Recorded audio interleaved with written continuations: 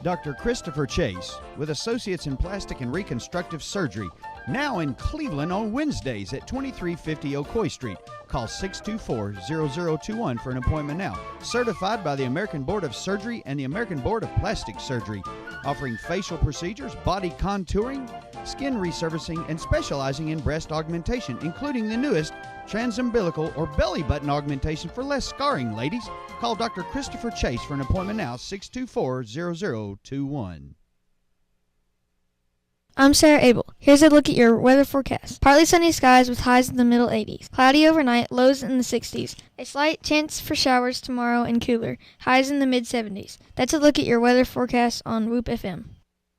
You are listening to WOOP-LP, Cleveland, Tennessee. Whoop FM is a broadcasting service of the Traditional Music Resource Center, and we play America's original music.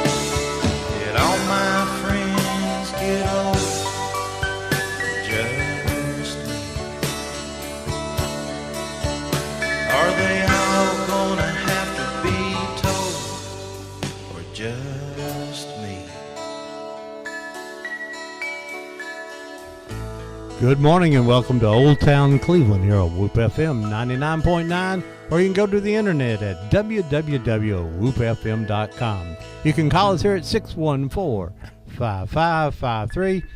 Deb, good morning. Tell us what's going on and introduce, if you know this guest sitting next to you. Well, I wrote her name down. Maybe I can remember it. Maybe you can remember this one. Good morning. This is October the 5th, 2013, and today we're going to be talking about the southeastern corner of Bradley County and the folks that live there and the churches and the cemeteries and all of those kinds of things. So if you grew up in that community, or if you still live in those communities down there as Bucks Pocket and Valley View and Felker, Bonarges. Bonarges goes on across the line, though, doesn't it? That's okay. We claim it anyway. Yeah. And, well, matter of fact, you get down into some parts of the countryside, and you'll have a graveyard that half of it's in Georgia and half of it's in Tennessee. But at any rate, we have my sister Vicki here with us this morning, and if you're looking on the internet, you may think you're kind of seeing double. I'm sitting over here, and she... And I've been able to say all I'm going to be able to say today, the rest of the day. If you'd brought the other two sisters, I could have just left. You would have left. You would have left. He would have just left us here by ourselves. But we hope you enjoy the show, and we need to send a big shout, and we love you out this morning to Mr. P. Dab. P. Dab had surgery this week. Yeah, we were glad we ran into his brother, Howard, and he said that things turned out good. Good. We were a little worried about P. Dab and a little bit of cancer scare there, but we hope all that's behind him now and that he'll be on the mend and be back with us in a few weeks. And we have to thank him for that fun show that we had last week. I don't know, well, it was educational, but I don't know how much useful education it was. I've had a lot of discussion this week about smooth and rough rocks. And I'm not going to get some of the other conversations. And I want to say something else, too, that I want to say. If you ever played football at Bradley High School, coming up here in a couple of weeks when they play Soddy Daisy, and I don't have the date on top of my head. Bradley. Would that be the 11th or the 18th? I'll tell you here in a minute. Okay. I'll pull out my schedule. But they will play their 1,000th game at Bradley High School. So we're inviting all former football players to come get on the field. We don't know if it's pre-show, pre-game, or if it's going to be halftime. We haven't. They don't have all the facts down, but they want anybody that's ever played football to come back and stand on the field. And it's a sad thing that Mr. Green passed away this year. He would have been great because he played for Jimmy Lovell. Yeah, Mr. Carl. And that would have been very, we very loved nice. Mr. Carl. So, but if you ever played football at Bradley High School, we'd like for you to come back. They will have played 1,000 games. That's if you start thinking about it, and you only play an average of 10 games a year, it's been a long time. So I wanted to kind of do something I usually don't do. I just wanted to say that last night in McDonald, someone took advantage of an elderly couple, jacked up their Chevy S10 pickup truck, and stole the rims and tires off of that. That would be 4 16-inch Chevy Classic rims. And so if anybody finds somebody trying to sell those today, I hope that you'll do the right thing and hit take them with care a of that. rock. Yeah, hit them with a rock, In and this then case, call the use police. A rough rock. Yeah, Not use a the- rough rock. Yeah, on this one. But that really disappoints me, and I hope that you guys will kind of keep that in mind. We'd like to say good morning to our friends over at Jackson Chair. We understand that they're listening in, and there's a couple of things Yeah, going on you here. can go buy some good furniture over there too. And we did, didn't we? We sure did. We did.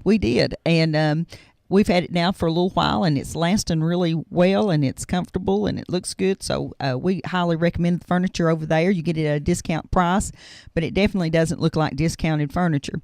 We got to say hi to our friends up at the Corn Maze at the river. I think they had a really rainy day on their opening day, but we hope that you guys will go out and support them. That would be, Fetzer, was that his name? Yeah. Fetzer. Mr. Fetzer was on here, and he did a great job. And we're going to have him come back and talk about his grandpa running the Conesaga Lumber Mill when he gets unbusy with the Corn Maze. But the Corn Maze is open September 21st through October the 31st. Friday evenings, Saturdays, and Sundays, and by appointments on other days. And you guys go by and tell them that you heard us talking about them on Old Town Cleveland. And I want to say thanks to Fast Eddie, who does our Whoop on Wheels on Tuesday night. He has media credentials to get into NASCAR, so he has very graciously got passes for Deb and I and Dustin to go to the Talladega race. So we're going to go film hopefully some of the NASCAR stars for our dirt track documentary and get them to talk briefly about dirt track racing. And So if we told you we were going to interview you and we haven't gotten to you yet, be patient. we've With got us a line working, of people. working full time, it's kind of hard to get to everybody, but we're going to hit that really hard coming soon. And a once in a lifetime opportunity today. There's a living history show up at the Cleveland Public Library, sponsored by Lee University, and I believe the Historical Society. You can go by there and see Civil War encampments, see real cannons, people making butter, making cloth, doing all those kinds of things, and it's real convenient right here in our own hometown, and it's all free. And I believe it's from like 10 to 3 today, so get on by there. It's right there at the main branch. Also, we'd like to send out our condolences to some of our own family. We lost an aunt this week, Reba Catley Jones, and our thoughts and prayers with her children. And next week's show, Ron, something good to eat. Couch's Barbecue is coming next week. The Steiner, Ken and Kenny. I think the way, or Ken or Ken Now, Jr. we told the snake handlers we didn't want any live demonstrations, but we do hope that the boys from Couches bring us some samples. And we would like to say that, like to say hello to our friends over at the diner on First Street. We had some biscuits over there this morning. Very, very good people. Kathy and Martin over there. And they have one of the best hamburgers at lunch, but you can't catch them on Saturday for a hamburger unless you get there a little earlier. Mm-hmm. But the rest of the week, really good hamburger. And our friends at Stadium Barbecue, we had their smoked wings the other night, and that was good. And we tried the Big Easy, which I understand. I see here that they're one of our advertisers now. Oh, okay. And we went to the Big Easy Bar and Grill last night, and their chili is really, really good. It's not a normal chili. They serve alligator, crawfish, shrimp. The shrimp I got was real unfrozen shrimp, hand breaded and cooked. Yeah. What about frog legs? I didn't see frog legs, but there they might got be some. crawfish etoufflée. That's why I didn't order it, because I couldn't say it. That sounds fancy. It's a delicious Cajun stew made with crawfish tails. Say that Fresh again, favorite. Ron. I just want to laugh some more. Etouffée. I'm pretty sure that's not the right way to say that. Gelato. It's sort of French, everything. my. But they had, they got like hamburgers too and stuff like that. But they have gumbo chili, and they did have jambalaya and crawfish bites and alligator. Now it's not, it's not a cheap place, but it's a reasonable place. It's not completely high price. It's a medium price. Yeah, I would agree For with that. today, 10 years ago, that'd been really expensive. Now, if you pour, it's really expensive. Our good friend Shane Lowe plays live music down here at the Bistro on Thursday nights, and then JoJo Collins is here on Wednesday nights. And Shane Lowe's the biggest hit around in the southeastern corner of Bradley County. In his mind, yeah. In his mind, Yeah. because he also plays at the Rebel on Fridays Yeah. nights. So, good friend of ours. All right, Vicki, What? Did I just speak to this can? you speak right into that can there, and then the wire runs over here to this. You grew up down in the country with You know Deb how here. far out Ron says we lived? He says we lived so far out that we didn't get the Grand Ole Opry to Tuesday night. Well, we don't get the radio station out there. No, Well, we now don't. you don't get whoop, past the creek over here, really. But you grew up down on a farm, right? I seen a picture of you on a tractor, and Oh, yes. so did you milk the cows? There weren't really that many cows to milk. They were more beef cows. Did you were beef did cows. you drink the milk? Deb said she wouldn't drink the milk when it come out of the Oh, cow. I drank it. Oh, And yeah. in the spring, it tastes like onions. Yeah, that's what happens. And We Mama lived made butter with the churn. And the daisy churn. We lived on I believe it was 80 acres farm that had been in our family since the 1920s. Prior to that time, the farm had belonged to the Overby family. Mm-hmm. Prior to that time, it had belonged to the Claytons, which are our relatives too. And in the early 1900s, the very first postal map that came out that showed the post offices, and that when they started delivering mail, there were still out in the area where we would have lived. There were still the little store post offices, and I believe the Claytons had the post offices when their political party was in control. And then the Humberts over on the other side of the hill at the Bacon store, they had the post office when their political party was in control. It kind of switched based on political parties. But it was 80 acres of the original 160-acre plot. I really don't know who lived there. Tate Branch runs behind it. I believe the Tates may have... Eventually, it went back into the Cherokees. Of course, Yes. it had been Cherokee I property. have read that there is an Indian mound in that community. I've never actually been to it. I imagine Mr. Ogle down there past Fraser's Chapel could tell us where it's at. now, Daddy used to take us up on the hill behind the house, and he'd show us the place, and he said that was Indians. Indian graves, yeah. Yeah. And you got one of those bent tree markers somewhere down in that area, don't you? It's on the Cohutta side. Oh, is it? Yeah. So, but Now, that's most likely... that's a trail marker, right? I would think that as young as her tree is, and if you don't know what we're talking about, the tree's been bent that it almost looks like a horse's back, and then it goes up. It looks like a S or something, and it's most likely a property boundary. Is it pretty close to your property line? It's close to the Georgia-Tennessee line. Well, that may be it. It may be the marker for that, because the generations and generations did that. Although if you find a really old tree with the limbs that are bent really straight and then straight up, it's where they've been lashed together by the Indians. But see, most of those trees are gone well, now. We and have very few 200 over trees here now. I won't say where, but they've cut one recently. Yeah. On a main road here in Cleveland, it was very obvious. And it was definitely on a And Cherokee. somebody didn't know what it was, and they just chopped the top off of They it. chopped it off. So, Yep. we lost that one. Oh, But well. But they didn't know what it was, I'm sure. Deb and Vicki, I know down at Sugar Creek, one of the things that we talked about on Facebook is that there's a grave house there. Mm-hmm. And I tried to explain to people that a grave house is not a mausoleum. You know, in a mausoleum, you're not buried in the ground, you're in a vault. In a grave house or grave shelter, they bury the people normally in the ground, then they build a shelter over the grave. Why do they do that? Well, it's more of a religious thing, I think. And of course, you got to go back to when you're thinking about the time before there were weed eaters and power tools and all those kinds of things. And it was really hard to maintain a cemetery, and especially to keep the graves filled in so that they didn't sink in and stuff. And so if you had monies, you would build a shelter over the grave of your relatives. And if Ron will put up here in a few minutes for you guys on the internet a picture of the cemetery at Sugar Creek, probably 100 years ago. And in the background, there's a whole family standing up close to the camera, and then in the background, you see 3 little houses. If you go to Sugar Creek Cemetery today, you can see the foundations for all 3 of those houses. And the what's called a tabernacle, and that would be like a little gazebo-looking thing that when it got really hot during the summers and you couldn't stand to be inside the building that was not air-conditioned, no fans or anything at that time, they'd go out into the tabernacle, and the preacher would preach right there in the cemetery. And to see this picture is amazing. They have a white fence that goes around that whole big cemetery, and I'm talking a big lot that would have. And Mrs. Hughes, I understand, had 3 deaths in her family, just boom, boom, boom. And she was really dedicated to that cemetery and spent her whole life. It was like her big formal garden.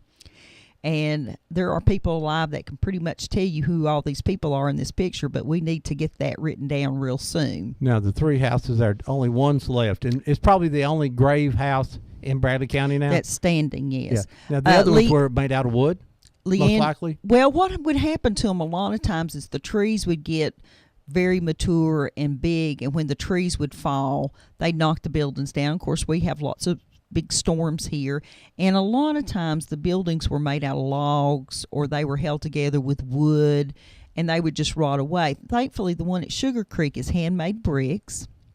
It has a nice little roof on it, and it's pretty much in the same condition it was probably 120 years ago.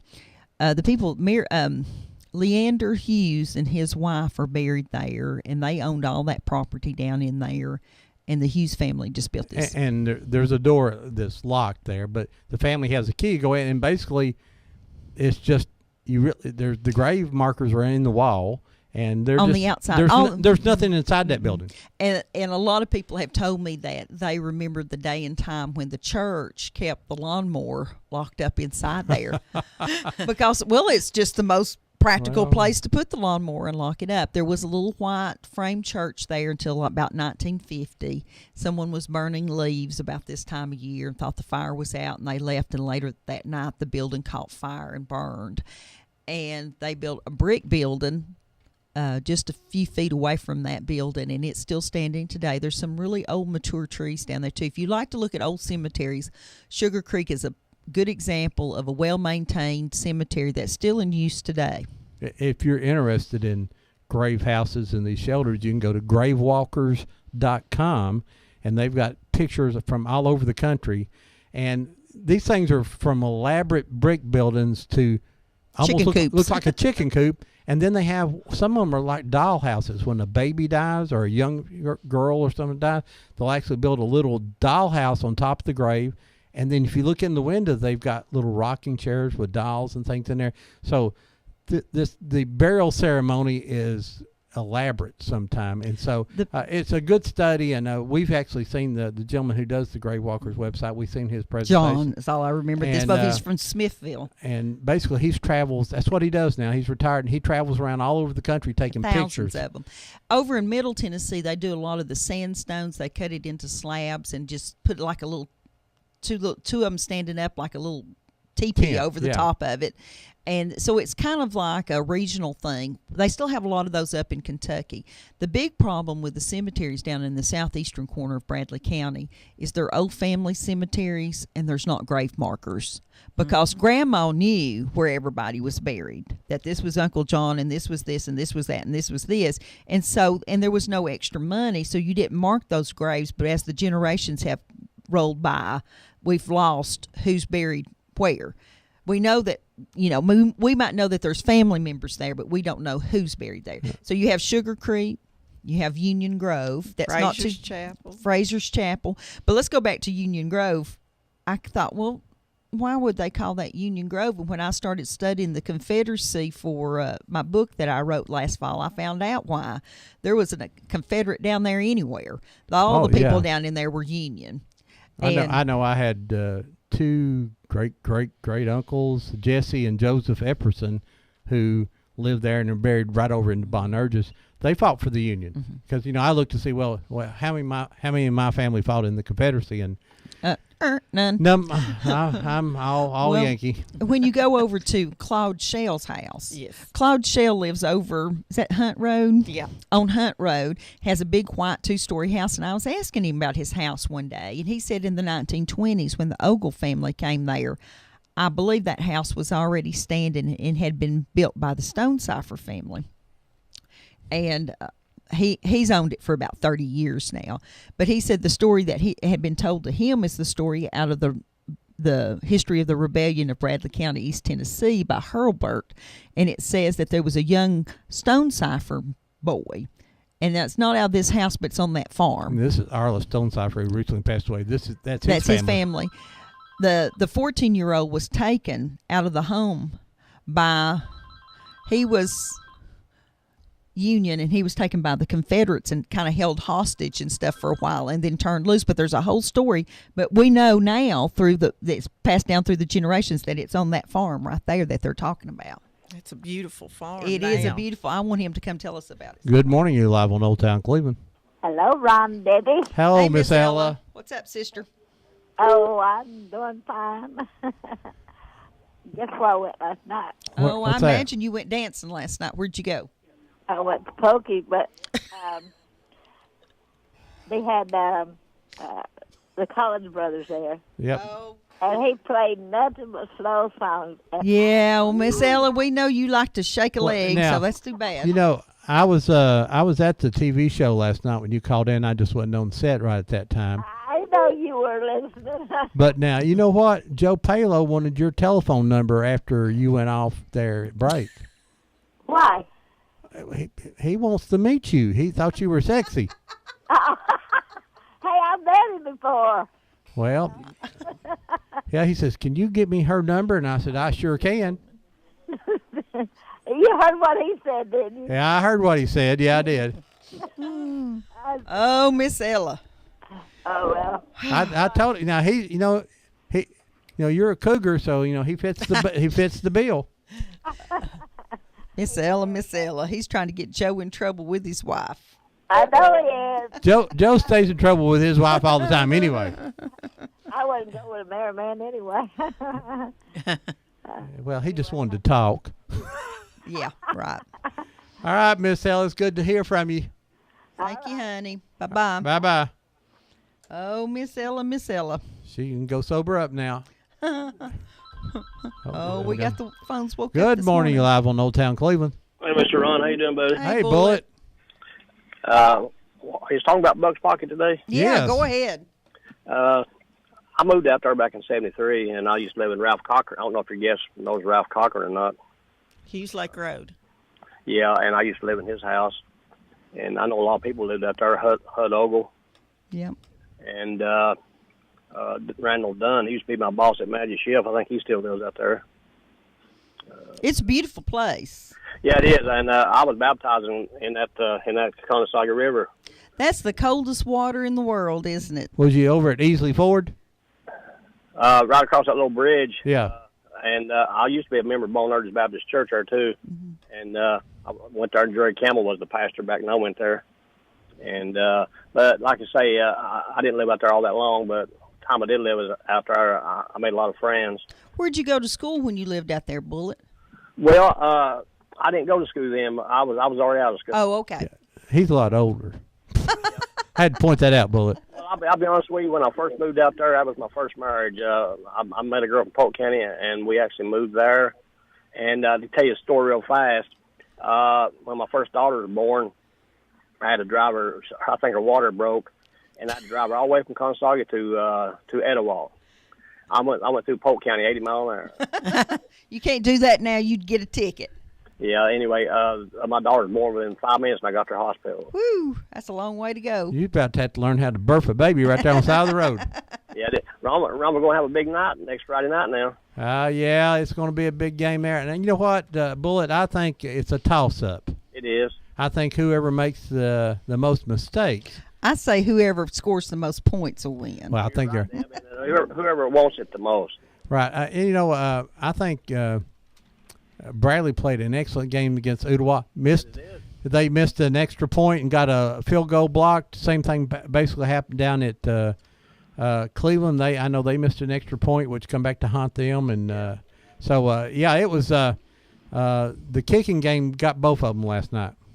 I don't understand my radio in my place where I stay at because I barely can pick up your station, so I'm under sitting in my car. Mm-hmm. I'm picking up loud and clear. I think that the car's just, especially a little bit older car, has a better antenna on it.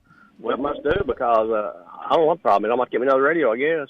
Well, you're gonna have to wrap your room in aluminum foil and get the signal so it'll come in or something. Or put it on top of the building. Yeah, That's it. Yeah, That's it. Get you a ladder and sit up on top of the roof, and you hear it great. Just wrap some aluminum foil on Paul and make him stand there with his arms out. Maybe you can pick it up. Well, I also want to give up my best wishes to P-Dab, too. He's a good guy. yeah. I think P-Dab's going to whoop this, and he's going to be fine. But we certainly are thinking about him. Yeah. I am, too. You know, Bullet, right outside in the mall out there's a bunch of benches and tables, and we've got out in the mall. You can actually hear the sound, so you can come out here and sit in the mall. Well, I do sometimes, and you don't even know it, do you?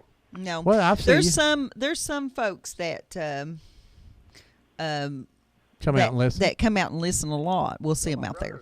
My brother does that. Mm-hmm. Is Bullet his first name or last name? Who is he? This is Bullet's Robert. not his Robert. Robert who? What's that? What's your last name? Robert Goins. Goins. Robert and Paul Goins. And, Ralph Cochran, when I lived out there, he used to fly his own plane. And I don't know if he used to, I don't know if I guess he's still living out there. I haven't seen him in a long many years. I moved away from her in 76. Did he land out there? Yes. Oh, he landed out there, too. Where did he land? In the field. I mean, I don't know where his place is. I think he lived Is it down there towards the Georgia line where the Cochrans live now? You go right. It's just where that deep curve is, right there past Union Church. Okay, that's where I'm. That's where the Cochran place is. All right in there. Yeah. Okay, Bullet. Thank you, buddy. Okay, we'll see. That the Cochran families that's down there now is out of Dr. Cochran's family. Right. And down there, I believe, where you're talking about where the airplane would land, is the same place that he had his little office. Dr. Cochran did now. That was in the 1920s and 30s. He flew the plane. But I think Ralph died. But I'm not sure. Good morning. You're live on Old Town Cleveland. I just forgot to tell you something. Okay. My sister has cancer, and I think she's going to have surgery. But Now, which one? Irma, Okay. the gospel singer. Yep. Okay. Well, we'll certainly be keeping her in our prayers too, Miss Ella. She's had 30 surgeries already. Yeah. Oh, I know. Yeah, a lot. Yeah, she's been through a lot. Thank you, sister. Okay. Bye-bye. The train coming through down there on Central Avenue right now. She lives right off Central down that way. I thought That was the I train. heard a train. I thought Yeah. I don't remember a train come She through. lives- Well, we got some people woke up here this morning. Good morning, you're live on Old Town Cleveland. Good morning, Rob. Hey, Bernice. How are ya? Hey, Miss Hey, Bernice. We're doing great. Darling. You know who used I don't to be know the mayor that. of Bucks Pocket? Who's the mayor of Bucks Pocket? Cecil Swallows used to be. Well, yeah. He was the mayor at Bucks Sea Cat, we called him. Cat. Yeah. I sure do miss Sea Cat, and especially on a day like today. Yeah, he would love to be there talking. He, Oh, and he could. And all you have to say is, did you ever make any moonshine? And he could tell a lot of stories. Miss Bernice, what's your husband got for sale today at the farmer's market? He's got okra and he's got tomatoes, and he's at Peerless Road. Okay, so we're down to okra and tomatoes. Yeah, Okay. shake Well, your we hand. told you that the squirrels ate all of my tomatoes, so I might have to come see him here in a little while. Okay. Well, shake the hand of a veteran. There you go. And Good man. Thank you Oh, very much, that's hon. sweet. all right, bye-bye. Bye-bye. So go out to Peerless Road this morning and chase down Bernice's husband. He's the veteran. He drives a white truck and's got on his Korean War. thank you, Korean War veteran hat. Right. And, go out and support these. You know, these people make a little extra money selling these vegetables and things like that. And, and if you don't have a green thumb like I don't, I usually have a bruised thumb. Some way, comes up. But Ron can grow peppers, and that's it. I grow really good peppers. Vicki, I wanted to ask you, when you grew up down on the farm, I mean, what amenities did you have? Did you have indoor plumbing? Did you have electricity? What did you have when you first got we down weren't there? there. Depression Well, run. I want to know what you had down there. Did you Now, have there cell was phones? an outhouse still We standing. had a home phone, and we didn't have a home phone till we got there. And then when my mom just refused to move that far out in the country without a phone. Now, for the folks who are listening and don't know where we're talking about, that would be almost to the Georgia line right off the Keith Valley Road, which is where the old Stevenson farm is. We had a home phone, but it was on a party line. It sure was. Yeah. With about maybe 8 other families. I don't know, but people only used it when you really had to, so there wasn't really anybody on there. We lived in an old, probably late 1800s house with a new addition on the back, which had a modern bathroom. Although it did have one of those big claw-footed tubs in it that I'd like to have now, but it's probably long gone. So now, but still a long way out. Yeah, but you just. And where did you go to school there? Valley View. We went to Valley View. Valley View, of course, was 1st through 8th at that time. And, you were talking about, well, what did you do? Well, you bought your groceries on Friday afternoon, and if you ran out of bread before the next Friday afternoon, you just did without. Of course, our mom was at home at that time operating a chicken house, and so she could cook. She could make something out of nothing. And we'd pick and freeze blackberries and peaches, and she'd can. And we'd make a list and call in Watson's grocery store on Wildwood, and then Dad would get off from work at Dixie Foundry or Magic Shelf. I believe he started out when it was still Dixie. Yeah, he started out when it was Dixie, and he'd bring the groceries home as he come home then. And that's just what you had. Now, every now and then, we go to Miss Cora's Shields store that was right down in the edge of Georgia, and I would remember that if you might get a whole cola yourself, but most of the time you got half a cola and half of a candy bar. And the cola come out of the ice or the Coke chest like that had water in there. Did Remember it? that? No, I it don't had remember water, that. and when you get the bottle, it'd be wet. Yeah, Cora Shields was who was she before she married? I'll think of it here in a minute. She wasn't a Crider. No, I'll think of it. She's a Keith. Yeah, she was. Thank you. She was Cora Keith, and she lived just down past.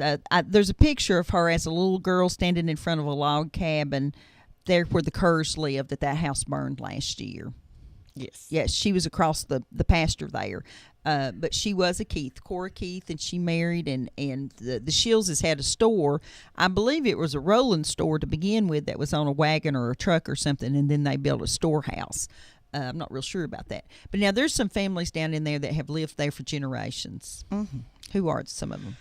The Ogles, the Stennetts, the Oinbys. Regans. Well, now, the Regans and the Ogles and the Stennetts, they all came from Greenbrier and the Smokies. And, Well, when they started buying the property out up in the Smokies, a lot of these families, they were paid for their property, but like what usually happens, they were paid a small amount for their properties.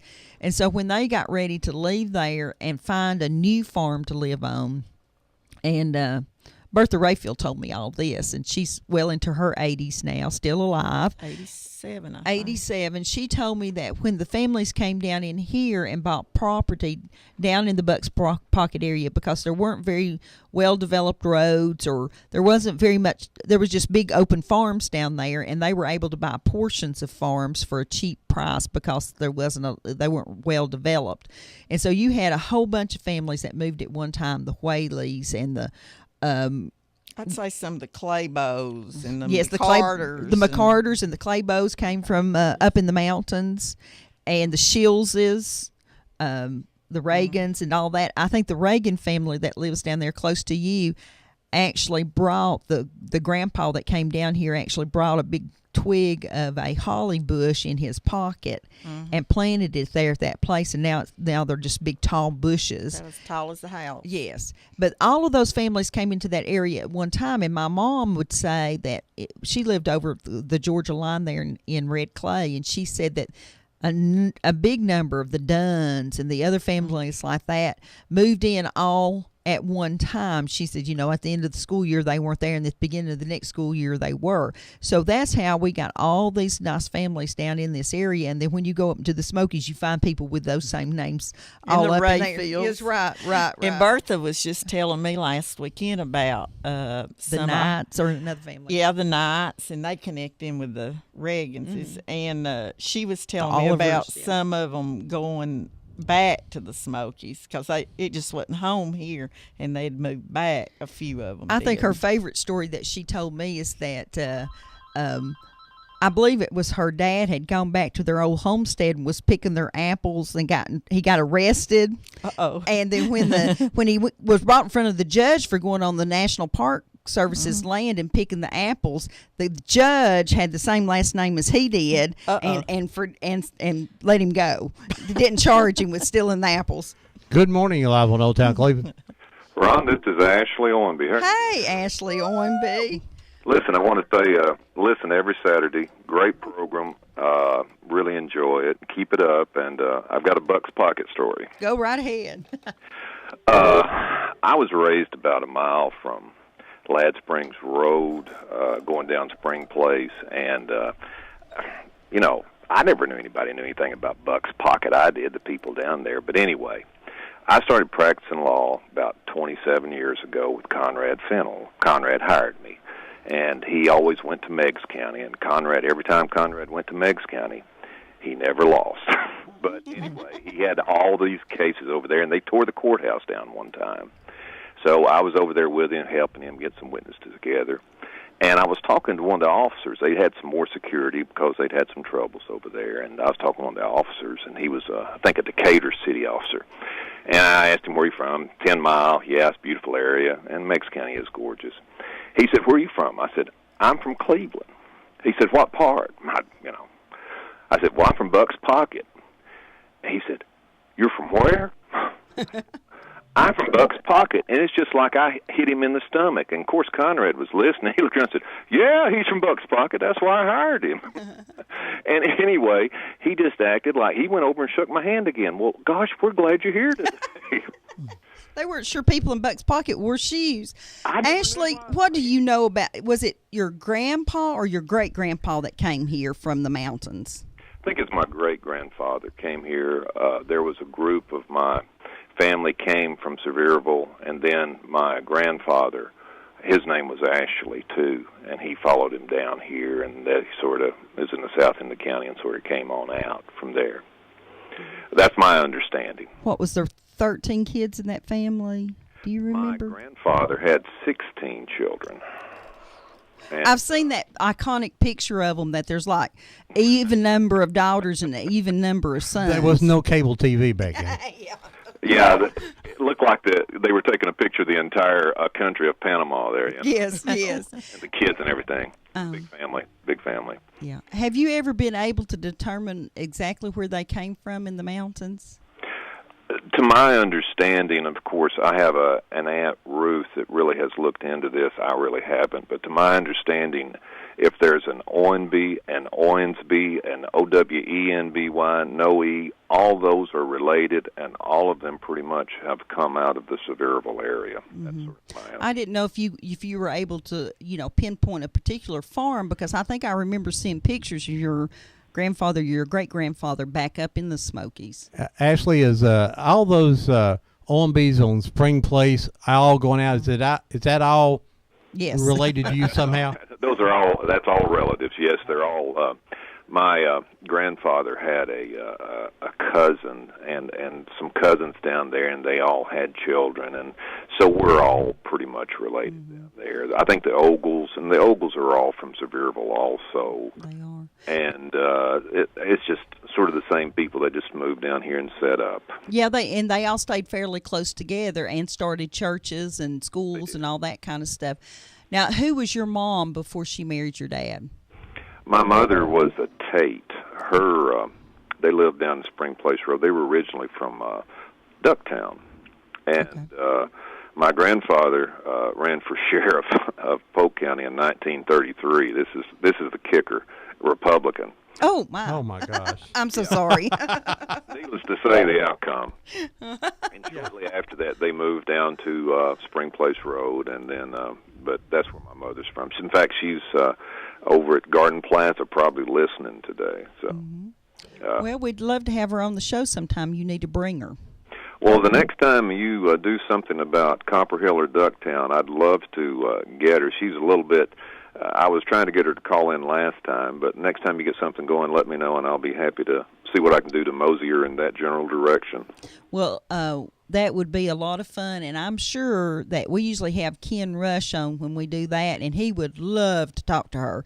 He just loves to talk to people that grew up in that area, and I'm sure that they could carry on a lively conversation. There's so much history from Parksville all the way through Ducktown. It's just, they're just, we could do show after show on just different phases of all that, the river and then the copper and then the lives up there. It's an amazing story. Well, Ashley, did you know that the best-selling author from Ducktown? That would be me. Well, I've sold more books at the Ducktown Museum about Caney Creek than anybody else has ever sold up there. Hey.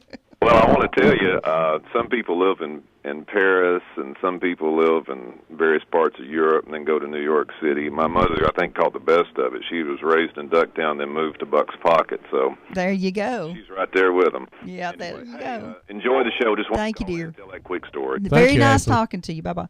Vicki, let me tell you something about that we talked about Cecil Swallows a few minutes ago. He told me that when his daddy helped move the original building that was Samples Memorial Church. He moved it over. They moved it over and started Bonerges Church with that same building, and that's the building that's under the brick there at Bonerges now.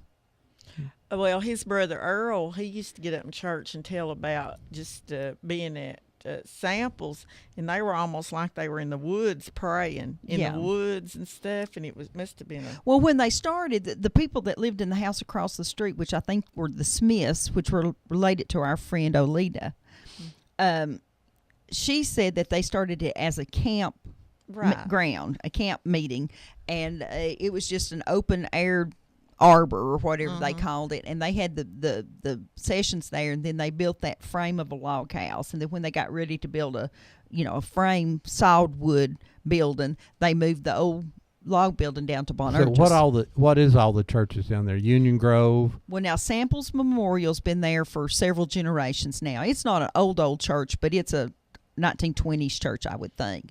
The actual site there being used as a church.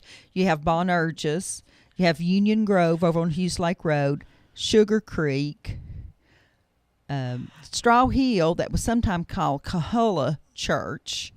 That's a really old cemetery there too, if you ever want to visit an old cemetery. I'm thinking Liberty Church was there on Spring Place Road, right where Lightning Whaley cut hair till he was 95 or something. And that building was moved down close to the fire hall on McCoy Street to start whatever that church is now across the street from the old Coca-Cola bottling company. They that piece of property is actually for sale now, where the church sat on the east side of Spring Place Road, and the cemetery was on the west side of the road. And there's a lot of old family names in there, the Nippers and the Goods, and those names like that. There's a cemetery behind Valley View School that I'm not sure there was a church there or not. You have Cedar Springs Church that has a cemetery that's probably from the 1930s or 40s. One of the Frasers was the first person buried there. Wasn't there a Zion Church? There was a Zion and Hill there's a graveyard, Church. And there's a graveyard across the road from me. I haven't been to that one, I don't think. And then right there where the Battery people are on Valley View. Yeah, that's what the church. Okay, I remember the little white church being on the south side of the road.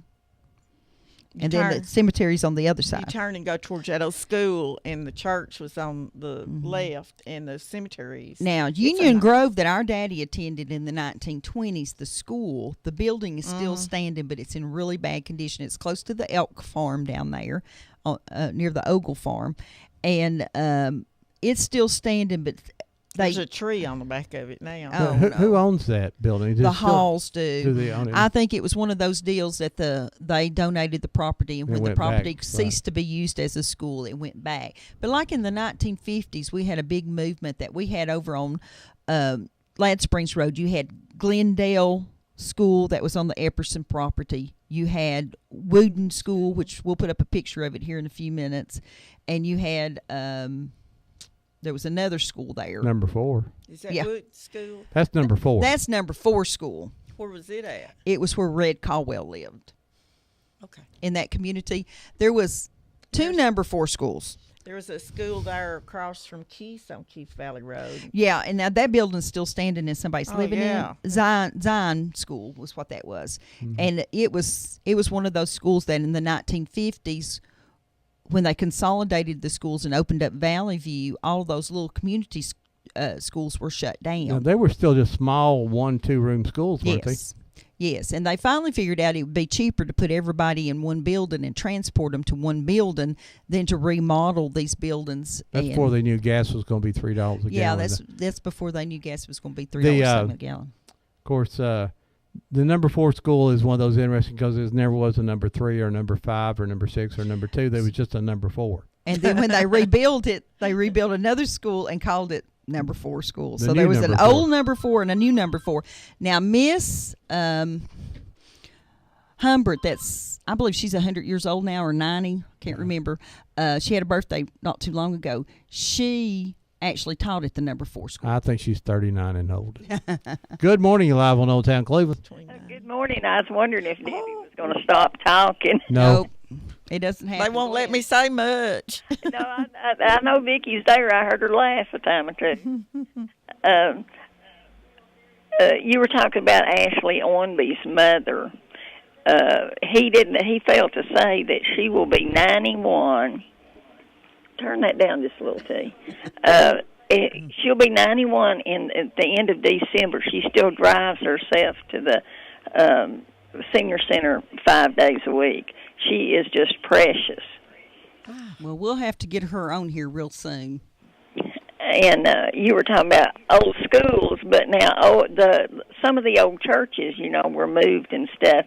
And Howard Rayfield lives in the old Fraser Chapel. Mm-hmm. And I guess that's from the 1970s. The building? No, when he moved it. Oh, he moved it in 1974, 75, and it's a nice house. It still has the original lights hanging down on the chains and all that. When he moved it, I remember the people in the neighborhood knew that it was going to be moved that day, and there was people just lined on the side of the roads down there to watch it get to go up the road because that was exciting. I think it's probably solid wood, isn't it, Marilyn? I don't. All I remember is being there and going. I went one time. They had a shower or something there, and I remember the lights. I was astonished that they left the inside of it. Well, let me kind of rabbit trail here and tell y'all that I've been trying to get the Red Hill United Methodist Church building on the National Registry. Of course, this shutdown of the government's kind of slowed us down a little bit on that, but the thing that excited them the most is that church still has the original wooden walls inside, and it still has those little lamps hanging down from the ceiling, the old white globes. That's the kind that's in Howard's house, and he has the wood floors too. Mm-hmm. And I think that the church has the wooden floors, but of course they've got carpet over it now. I don't think that it's probably the original windows, but the windows in the church have bubbles in them and waves in the Red Hill building. And the only thing that I could tell them that had been upgraded is that they have put in central heat and air, which is really nice because it keeps the buildings from mildewing. And they've added on the bathroom there at the front. And then about 10 years ago, to meet the requirements, they had to put in a ramp. You couldn't have a public building that wasn't handicapped accessible. But they said that they're going to come look at it. They were impressed with the pictures, and they're actually going to come look at it. Because if it had vinyl siding on it or if it had major remodels, they won't even look at them.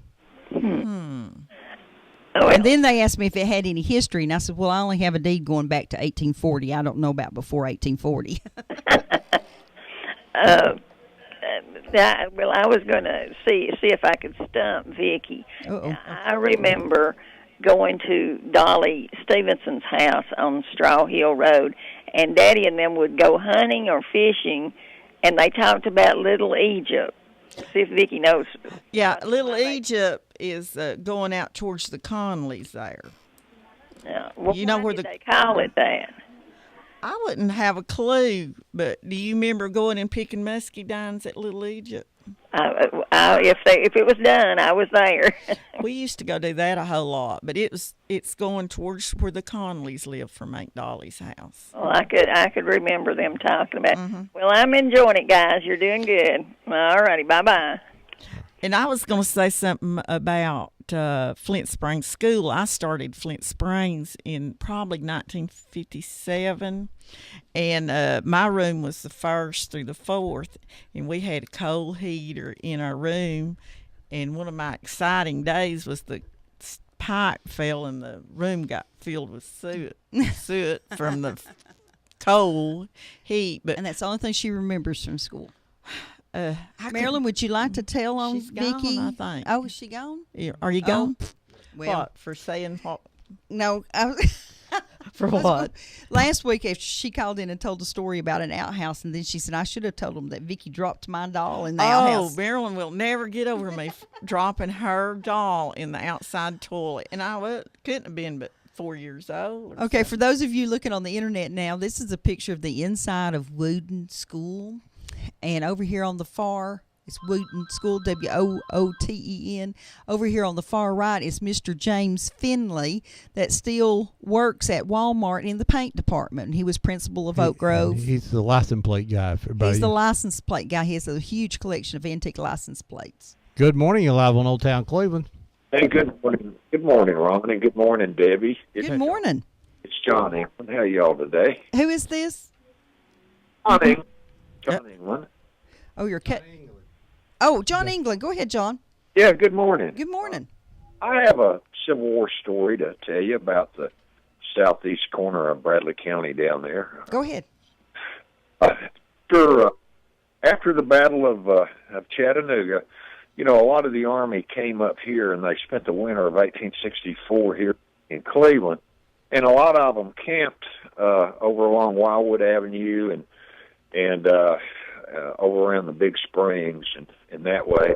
And they had a picket post on the Spring Place Road right up at the top of the hill, about where the old Captain D's and where that Army surplus store is, right there at the crest of that ridge right there. They had a little picket post set up. And of course, in the wintertime, the soldiers didn't fight. And they, for the most part, they were friendly towards one another, and they would actually, ride up to one another sometimes and offer to trade a coffee for tobacco and have a conversation and things of that nature. And Wheeler's cavalry was in Spring Place, Georgia, when Joseph Johnston was at Rocky Face in Dalton, and they were in winter camp. And so the cavalry would run up the Federal Road, and they'd come up the Spring Place Road, and they'd kind of check on the Federal force up here and kind of circle back around the backside and see what's going on up in this part of the country. And so anyway, some of the cavalry from Kentucky caught wind that there was some cavalry from Kentucky that were here in Cleveland, but they were Federal. And I do not recall exactly. I tell the story as the 5th Kentucky Cavalry, but I don't believe that's quite accurate. And I read this in a diary. It's an obscure diary is where I read this, that they were very angry that this, the border states, you would have the 5th Kentucky Cavalry Federals, and then you would have the Kentucky Cavalry Confederate, right? Right. You know how that works.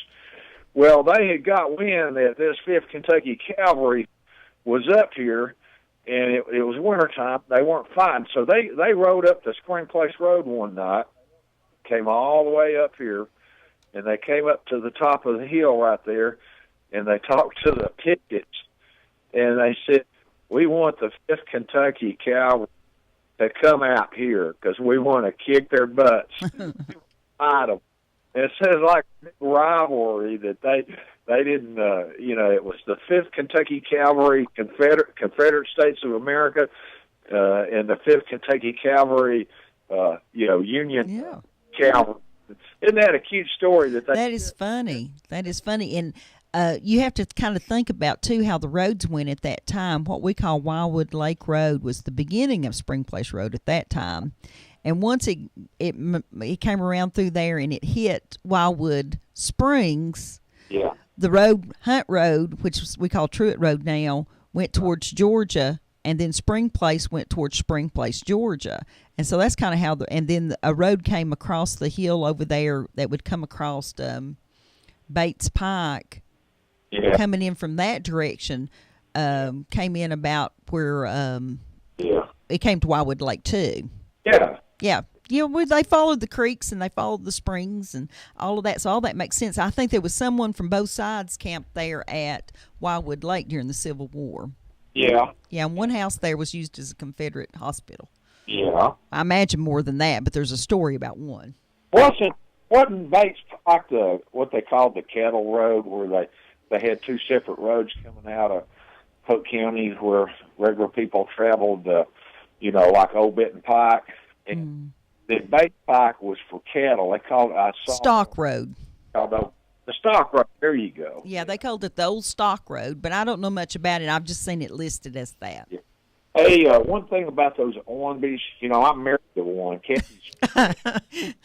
Kathy's grandmother, they're Ornbys and Armstrongs from down in there. And they came from Greenbrier in Pittman Center. That's where the Ornbys are from. And of course, nobody could spell 100 years ago, so all those variations of names, if you did a DNA test, they're all the same. Well, when you had 4 grown men named William, sometimes they would do that so that they wouldn't get billed for other people's stuff. They just changed their name by 1 letter. Well, if you go up into the Smoky Mountains where all these Ogles and things come from, my family's the Dunns that come out of there. I think they're all married to each other somewhere up through there, so we're all cousins. Yeah, they couldn't go too far to see the girls at night. Hey, work on that Abel's Hardware show for us, okay? You keep talking about Keith Valley. We're going to find that in an hour. My grandmother was a Keith from down there originally, but was she a George Washington Keith's daughter? Here's some names for you to help me research. Perry Keith and Jesse Bean Keith. And, of course, that Jesse Bean, that's a very historic name. So they named him after Jesse Bean, and that would have been my great-great. You need to go spend some time with Miss Oleta Oimby. With who? Oleta Oimby. She knows a whole lot about the Keith family and got lots of nice pictures. And Ruby Ball. Yeah, I can get those numbers for you. I'll give them to you on Facebook. If I ever find out if I ever find that story again, I'll make sure that you ever get a hold of that diary again. Make me a copy of it. I promise. Okay. All righty, thanks, John. Okay, bye. John, I enjoyed his Kentucky Fried Chicken show. He did good. Yeah, he mentioned the Armstrongs. We have to mention the fact that down in Armstrong Road area this week in Hunt Road, there's been a report of a loose zebra. Apparently somebody down there has a few exotic animals, and the zebra has gotten loose. Well, you would think that you could find a zebra running up and down the roads. I don't see a zebra on Keith Valley Road. No, but people have been posting pictures of it on Facebook. And I know there have been some people turn themselves into AA there. They said, I've drank enough now. I've seen the zebra. Let me tell you another cemetery. I'm sorry, Ron. Over on Lad Springs Road, of course, we've got the Little Swan Cemetery that's been cleaned up by the Ruatan Club down in that area. I just wanted to mention that one before we moved on. And there's one at Fraser's Chapel. But yeah, Fraser's Chapel's a good story. That Fraser was a interesting guy. Onslow was, and he was married about 5 times. And every time he got married, the woman got younger and younger and younger. And by the last one, he was 50-something, and she was 17. And they moved down into... Well, it ought to be. Yeah. They moved down right across the Georgia line there and built one of those old 2-story houses, that had a big room on each side of a hall, and upstairs a big room on each side of the hallway. And lived there and had more children. When You think he had 18 all? We think somewhere around there. What was his first name? Onslow. Onslow Frazier. O.G. Frazier. Now, that's Jerry Frazier's family, is it not? Yes, it is. And at some point in time, Jerry took right after him, right? Right. Okay. At some point in time when he was when the Civil War was going on, Onslow was a recruiter for the Union forces living there at Cedar Springs. And he also, when he turned in his pension application, he claimed to have been a spy and was over in Nashville and was running from the Confederates and got hurt. And that's all in his application for his pension. I'm not sure that he actually got a pension. He got lots of wives after that, so he must have not been too injured. But anyway, he built that house, and then he built the church, Frazier's Chapel Church. And that building, as we were saying earlier, had sat there until 1974, being used as a Baptist church mostly.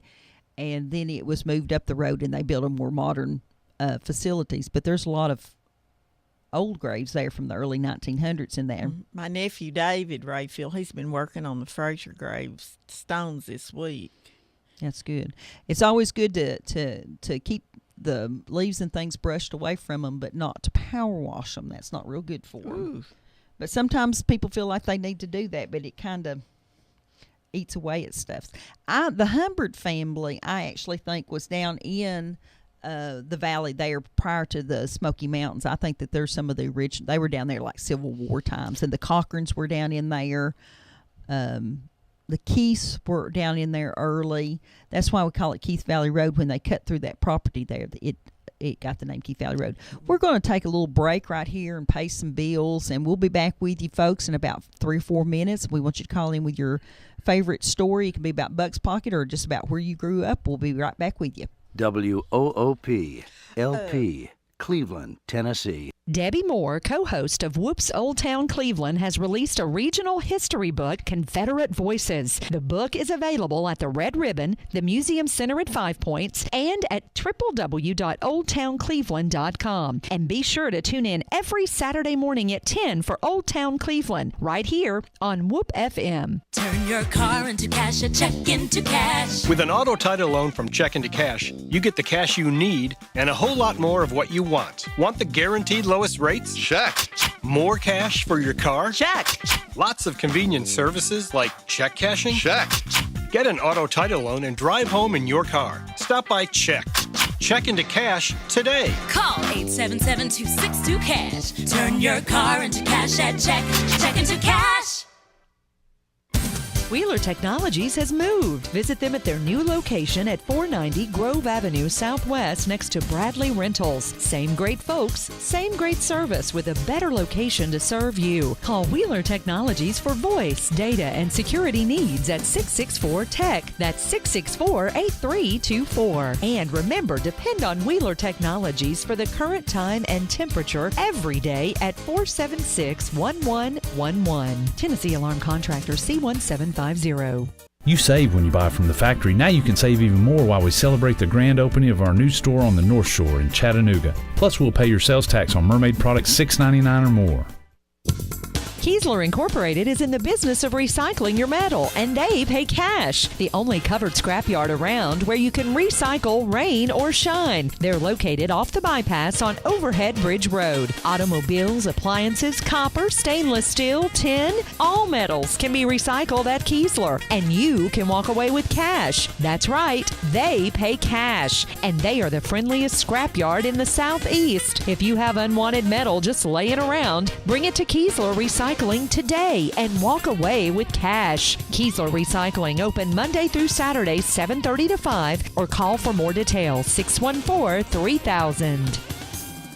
I'm Graham Abel. Here's a look at your weather forecast. Partly sunny skies with highs in the mid-80s, cloud overnight, lows in the 60s, a slight chance for showers tomorrow, and cooler, highs in the mid-70s. That's a look at your weather forecast on Whoop FM.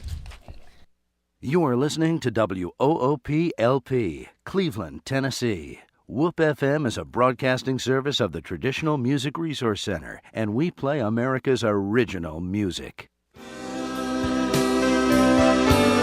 the old town go?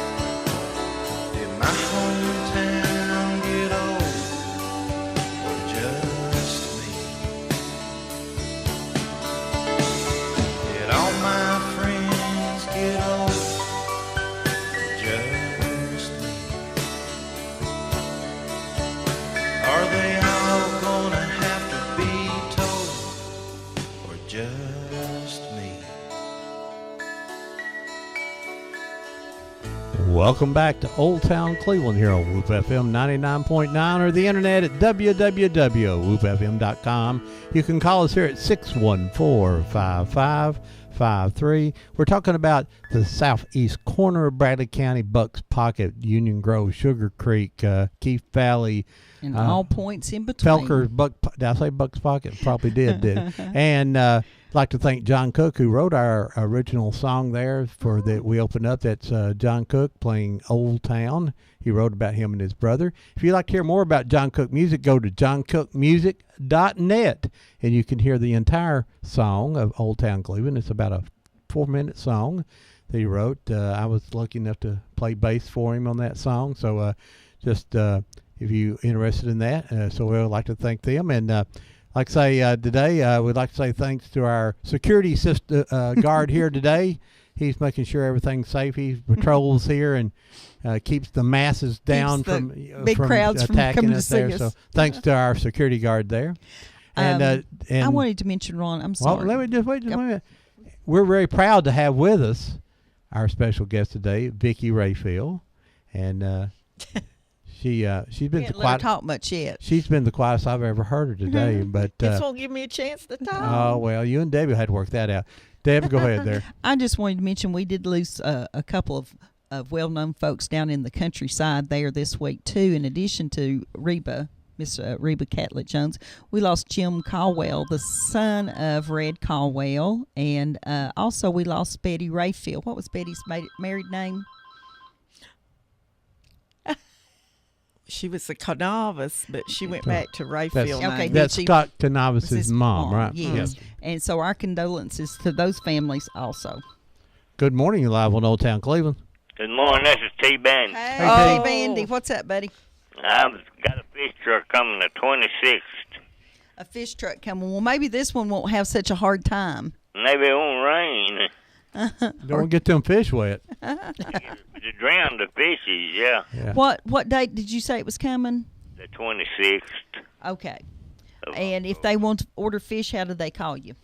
It's 478-2405. Right, and you'll have all the carp-eating fish. The grass-eating carp. How's that? Yeah. Okay, you got that. Okay. Good morning, Vicki. Good morning, T. How are you doing? I'm still kicking low.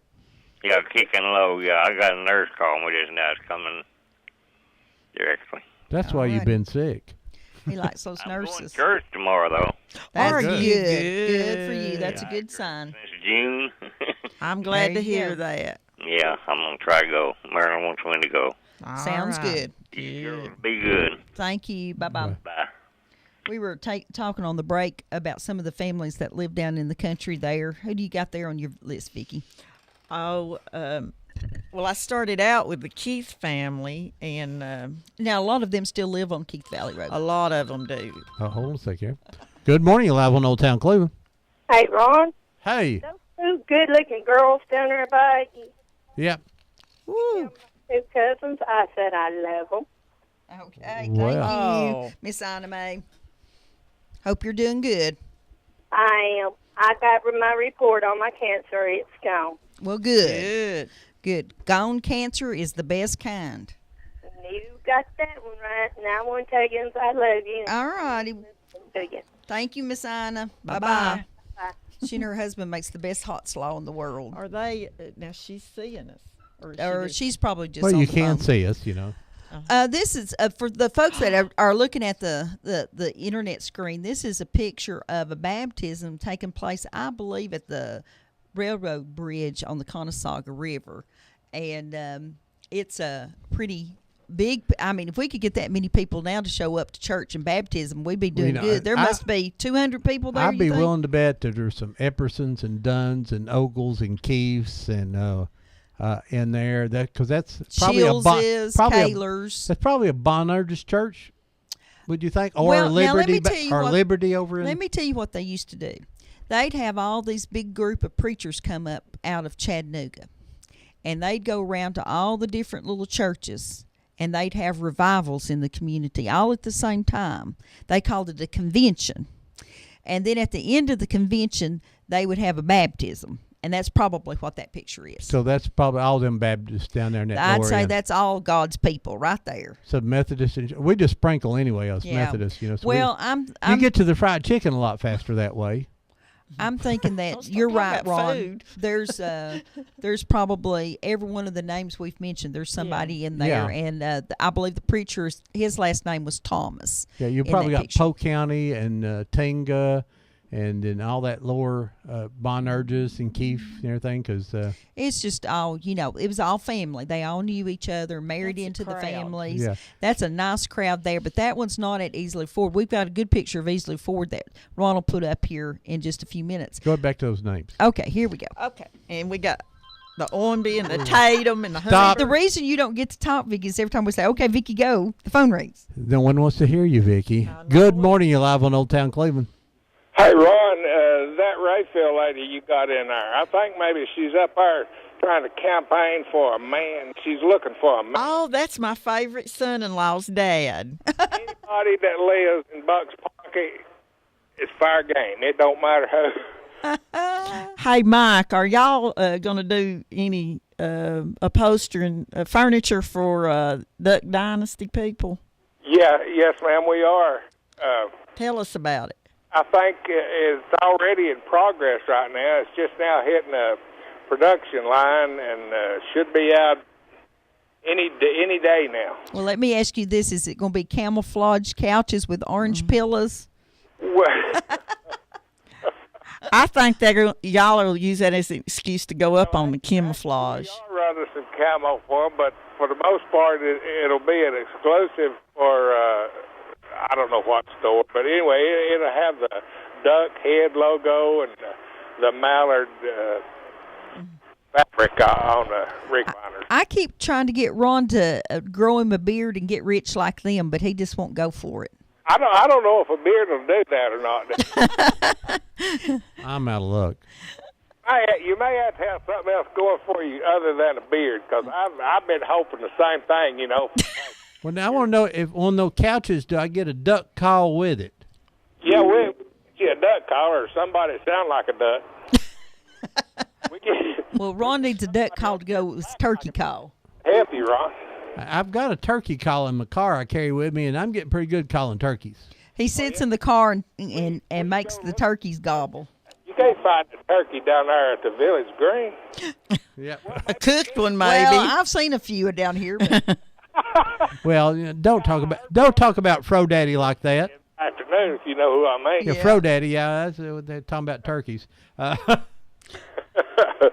Well, Mike, you tell my favorite son-in-law good morning. Are you over at the furniture store this morning, Mike? Neighbor's duck got run over, but it's still alive. I hate when that happens. Yeah. You know, Vicky's a good catch down there from Buck's Pocket. She's got shoes and everything. Vicky does have shoes now. I seen her last night. 2 pair. I think she had a pair. No, maybe she didn't, but she had some in the car. Now, I had shoes on. Me and Mike, we had a good life at a little birthday party for our granddaughter last night. We had a few good lives, didn't we, Mike? Yes, we did. Oh. You got any sales going on over at Jackson? Something funny and everything. Every time I get around her, I don't know why, but. Hey, Mike, do you have any good sales going on over there at Catnapper today? We've done excellent this morning, thanks to you guys over at radio station, Fro Daddy and all of them, they seem to boost it up quite a bit, and you guys too, hopefully.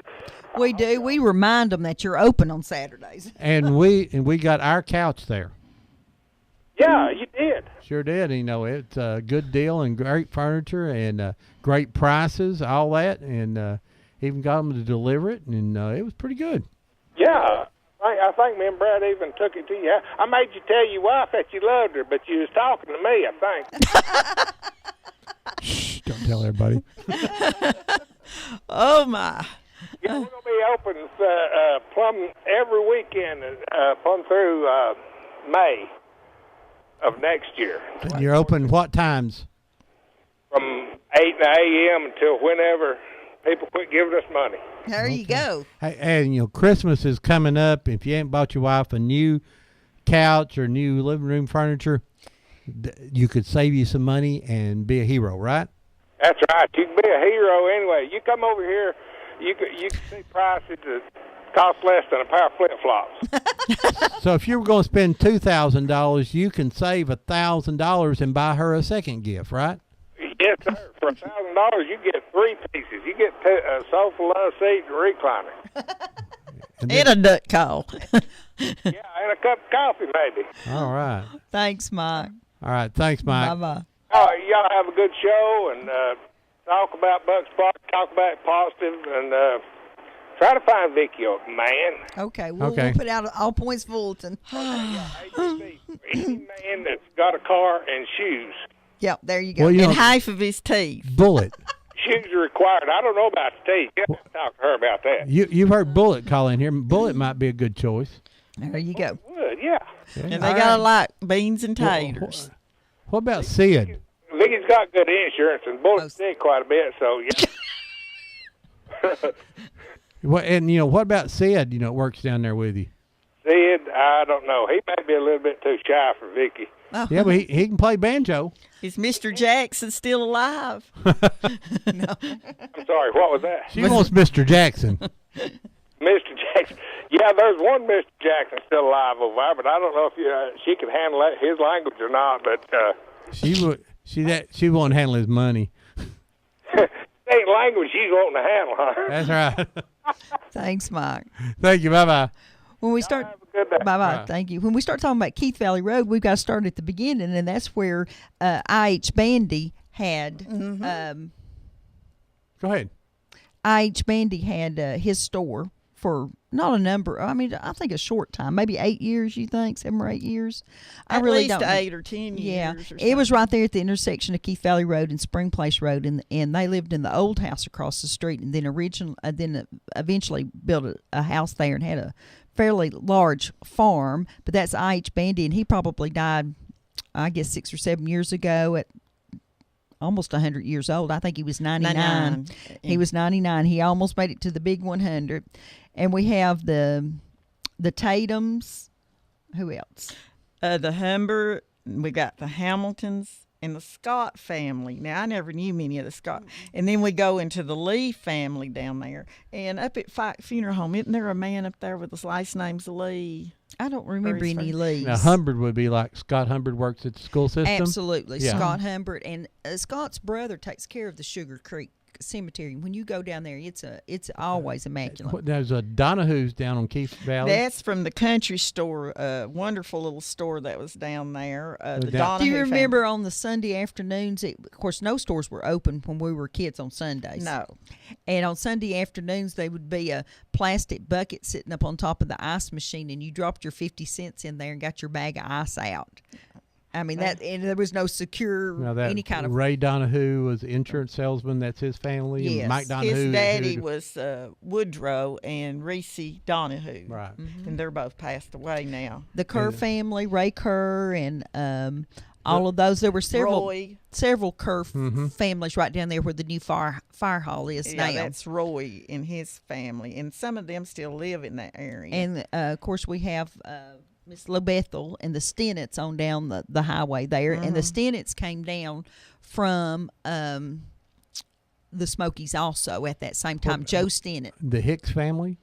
Now, Gary Hicks used to be assistant chief police family. I think they're more over on Hughes Lake Road area and over into Bucks Pocket. Matter of fact, one of the Hicks family lives right there where the Felker little building standing that used to be the post office. That's right there at the intersection of Hughes Lake Road and Spring Place Road. Got any more names and the there? Holtz and the McCarters, and they connect in with the Calfies. And the Maples, they came down from the Smokies too. They lived right in that lower area. The Maples that lives there on the road going to the old home place. Yeah. And then Maddie McCarter, she's still alive, and she was our Aunt Dolly Stevenson's sister, right? Yeah. One of those is, And then the Stewarts, spelled Stewart. There's a lot of the Stewart family left down in there. You mentioned the Ogles.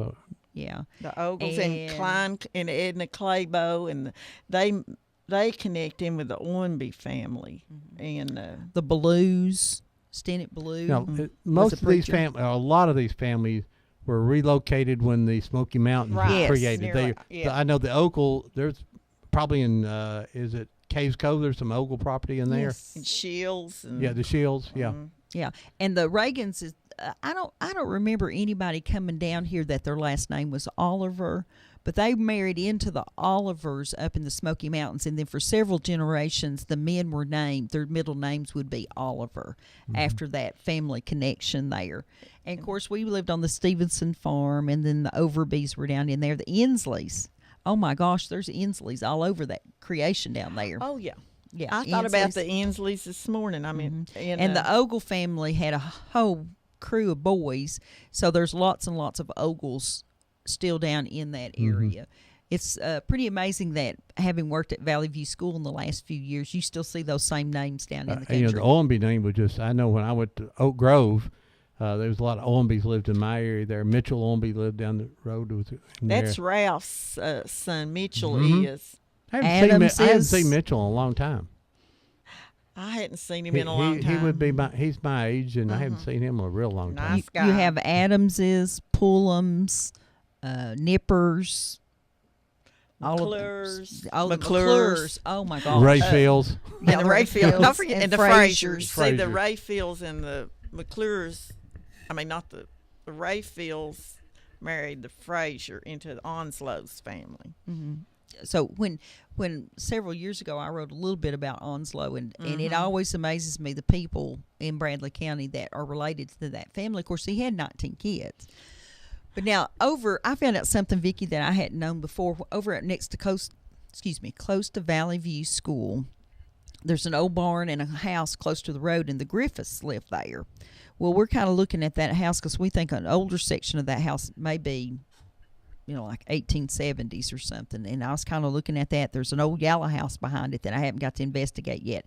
And then there's the house where the Newmans used to live, there's a pretty white house that has a big spring in front of it that they've lost the barn there in the last 4 or 5 years. But I found out the other day from another researcher that's researching that area right there. First of all, there used to be a road that went straight through there all the way over to Flint Springs. That's no longer there. And secondly, that was owned by the Kerr family. And the White House, though, was built by Pleasant Craig Miles for his dad to live in, and that's the same people that the history branch of the library belongs to. So we're all the way back to, we know who that house was built by, but we haven't quite gotten on the date. It was right after the Civil War, I think. I know that my family come out of the Smokies, the Dunns, but we didn't get in Bradley County. We got across the line into Polk and in Tinga, where and the property was even cheaper. And then the Eppersons there's some Eppersons married to Keys. I had somebody ask, said my great grandfather Thomas Epperson, which they call Key, is buried in Bonerges Church. And somebody says, "Well, are you related to Dewey Epperson?" I said, "Well, if they're an Epperson and buried in Bonerges, we are now related. I can assure you that." And that's Darlene Owenby. On top of that, Good morning. You're live on Old Town Cleveland. Yeah, Ron, Deb, this is Merle Harris. Hey, Merle. Yeah, have you ever been in the old Shelton Cemetery in Lamontville? No, we haven't. Okay, there's at least 2 or 3 Confederate graves in there. Oh, really? Are they marked or? Yeah. Are you saying Shelton? Yeah, Shelton Chapel. It's just across from Eads Bluff there in McMinn County. Okay. Well, I guess if you've read my Confederate Voices book, there wasn't enough pages in there to hold all the Sheltons. Yeah, I've got. They was all fighting for the Confederacy. Yeah, well, the graves go back to about 1810, and I don't remember whether there's any Union soldiers in there or not, but I know there's 2 or 3 Confederate soldiers in there. Well, they got so upset down in Flint Springs and Red Hill area when the war started, and the churches got mad at each other because some of them was in the south, some was in the north. They was digging up people in the cemeteries and moving them other places. I have read. Yeah. And I thought, I'm pretty sure it didn't matter to those dead folks. Yeah, but I thought maybe sometime you'd like to go up there, but I'd go with you. Well, that's the best way to do it. If somebody that knows the community can take me up there, I usually get a whole lot more out of it than if I just try to find it myself. We'll and go definitely myself. take you up on that. Are you in the phone book, sir? Yeah. Okay, I'll look you up then. Thank you. Okay. And thanks for calling. Call back sometime. Okay. Ron just put up a picture that came out of the Keith family of Murray County, and I appreciate them sharing that with us. That is the bridge at Easley Ford when it was It's got first a team of built. horses going across it. It has a team of mules and a wagon going across it. We know that was built about 1930s. And I was telling Debbie that picture that I saw on the banner a few days ago. I'm sure it's the Easley Ford Bridge. But they now, didn't. Here comes the bad news. Yeah. When they get the two bridges finished over on Spring Place, which is coming up in the next few months, maybe probably at the end of October, the end of November, they're going to have the highway open into Georgia again.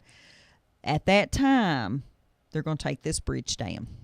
Debbie, was you baptized there? I was baptized right where this girl's standing, I'm sure. And I really hate to see that bridge go, but I know that the road department has tried to give it to the Polk County Historical Society. They've tried to beg, borrow, and steal. Does that look like Easley Ford to you, the bridge? It does Yes, to me. it is. Okay. It is. It's it. It's got that little arch like. Well, what to was throwing me off is that I really never have seen that much of the bridge because obviously this was when it's first done. Look, it also has a wooden fence there Yeah, too. that's You just not don't there see it. now. So And of course, this is at Sheriff Davis's house. Sheriff Mamie Davis's County- house. So Polk I County would Sheriff. suggest that you go take all the pictures that you want of this bridge because it's going to Or disappear here real leave soon. it up and just let Sheriff Davis plant some flowers on it. What I think. Hey, good morning, live on Old Town Cleveland. Oh, you got it too late. Sorry. I'm sorry. The answer. Call right back there. I The didn't answer get it. machine got you. Sorry. Just call right back there. Hang up on that answer machine. Call back. I went under that bridge and walked the beams, and they wasn't wide. Good morning. You're live on Old Town Cleveland. Good morning. Hey, Doug. My family's from the other end of the county, but that big fat guy that owns that radio station, his dad bought a 100-acre farm down there, and we used to love to go down there and hunt and explore. Where was it, Doug? Well, I don't know the area enough to tell you. We stopped at that store at Spring Place Road and Keith Valley Road right in the Forks. That'd be Bandy's store. And get our Cokes and candy bars. But we'd go on down through there about 3 or 4 miles, and there'd be another little country store down there. And The country store. Or were you on Spring Place or Keith Valley? On Keith Valley? we'd go on down Keith Valley Road. That's Donahue's store. Yeah. We'd turn up in there, and then we'd turn back to the right and head south. And we'd get on a country lane, and it went for about 4 or 5 miles. There was a few houses and chicken houses, little farms and stuff. But we came to a dead-end road, and there was no farm place there. A 2-story house that didn't have any paint on it, hadn't been painted in 50 years, and 2 chicken houses and a lake. But Sugar Creek was the property line, and I just was real impressed with Sugar Creek. The water was so clean and clear, and pretty big creek. And we hiked all the way down it and went around meandering curves, and all of a sudden the water started getting real deep and extra green. I'd never seen water that green. And all of a sudden we were in a beaver pond. There was beavers down there. Mm-hmm. That's the first time I'd ever experienced beavers. I didn't even know we had them in Bradley County, but there's bunches of them. There's a beaver house on the bank, so I got down on my hands and knees, and I'm crawling around the beaver house looking for an entrance hole. And all of a sudden, about 20 inches in front of me is a big cottonmouth. With its mouth wide open and just as white as cotton. And I hollered for Jones. He's off to the left with his shotgun. He came running and he shot that snake. And I don't know what scared me the most, being that close to that snake or having that shotgun go off that close to my front of my head. But little bit. Reason I know it's a cottonmouth, and a lot of people say there's no more cottonmouths in Tennessee, but they're wrong. Of course, that was 1968 probably. But anyway, little baby snakes come crawling out of it, and they were alive. They were 6 to 8 inches long, and only pit vipers have live baby snakes. Other snakes have eggs. So, and then the mother snake started crawling off into the briars, and with little babies just dragging out of it every which way. and I'm still on my hands and knees trembling, and Jones goes after it with a shotgun again, and all of a sudden Yellow Jackets are flying up his pants leg. But then I looked over and I saw bumblebees popping him in the back of the head, and it was funny because it was like on cartoons. He started running through the pine trees, zigging and zagging, trying to escape them, and they stayed right with him. They were really pouring it to him. When I finally was able to get up on my feet and I went over to him, I said, "God, we got to get you to the hospital. You know, you could die from that many stings." I knew I would have died because I have bad reactions. It took an hour to get back to his car, and he was in good shape by then. But I'll never forget that. So that's what. So if there's anything wrong with him, is your fault? Well, no, it's. I can talk for days about that, but I shouldn't do that. I thought you was going to tell us you rode on a zebra out of there or something. Yeah, There's a zebra loose in that community now, which cracks me up. No, I quit drinking a long time. You know, the people don't realize when those beavers build that the dam and they pond things up, that unfortunately their own waste gets dumped into the water, and the water becomes very bad. It sounds almost like where the Disneys live down at Sugar Creek, where you turn back to the right. They have beavers real bad right there on the Cochran farm. Mm-hmm. We're thinking you're down in the Sugar Creek community, because you could have gotten there from Keith Valley Road. You know, it's against the rule. It's against the law to bust up a beaver dam, but I bet those farmers don't pay attention to that. They hate them. Oh yeah.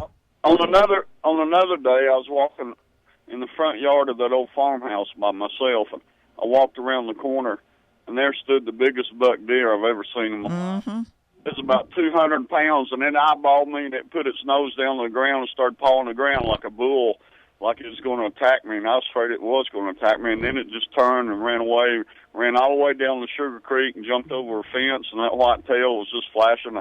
I thought, actually, that's the only buck deer I've ever ran into in the wilderness, but boy, it was huge, and it actually snorted at me, and it kind of frightened me that it was going to attack me. You don't have a lot of luck in the woods, do you? You need to stay in town. Well, now I'm so old and fat, I'll just stay in this bed right here. That's right. You have trouble getting into Hardee's now, right? Yeah. Yeah.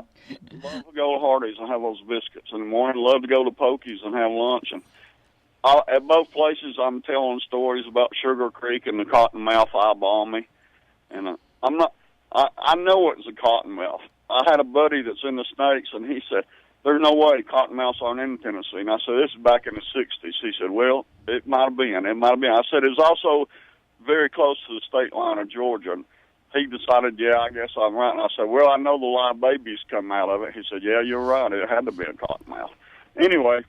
Thanks, Doug. I just had to share my stories. Well, thank you. I always love them. Bye-bye. Bye.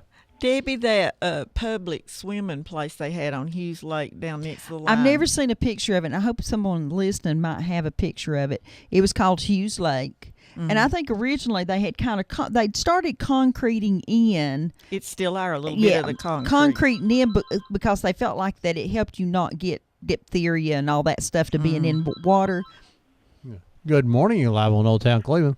Yeah, Ron, not to get off the subject of what you're talking about, but I was wondering if you might give me some advice. Up part where we have the funeral at the Veteran Cemetery, there's a yellow jacket nest that's about tucked over. Last time we had a funeral there, they had to move the chairs almost on the outside. But can you just tell me how to... I don't want to run my bush, but it looks like I'm going to have to. Can you tell me how to get rid of it? Well, there's several things people told me. One thing is you wait till night. They don't swarm as much at night. They're in there, and take you a big jar of gasoline and just stick it in the hole and just leave. Yeah, but it'll kill my bush. It will kill the kill your bush. Kill the bush, but it's better than them killing the people. Well, I don't know. We did that, and the flowers and things in our flower bed, it didn't affect them very much. Another guy told me, and I thought this was a crazy idea, but he said he buys that can of stuff called Great Stuff, where you spray it in the hole and it foams up and closes it.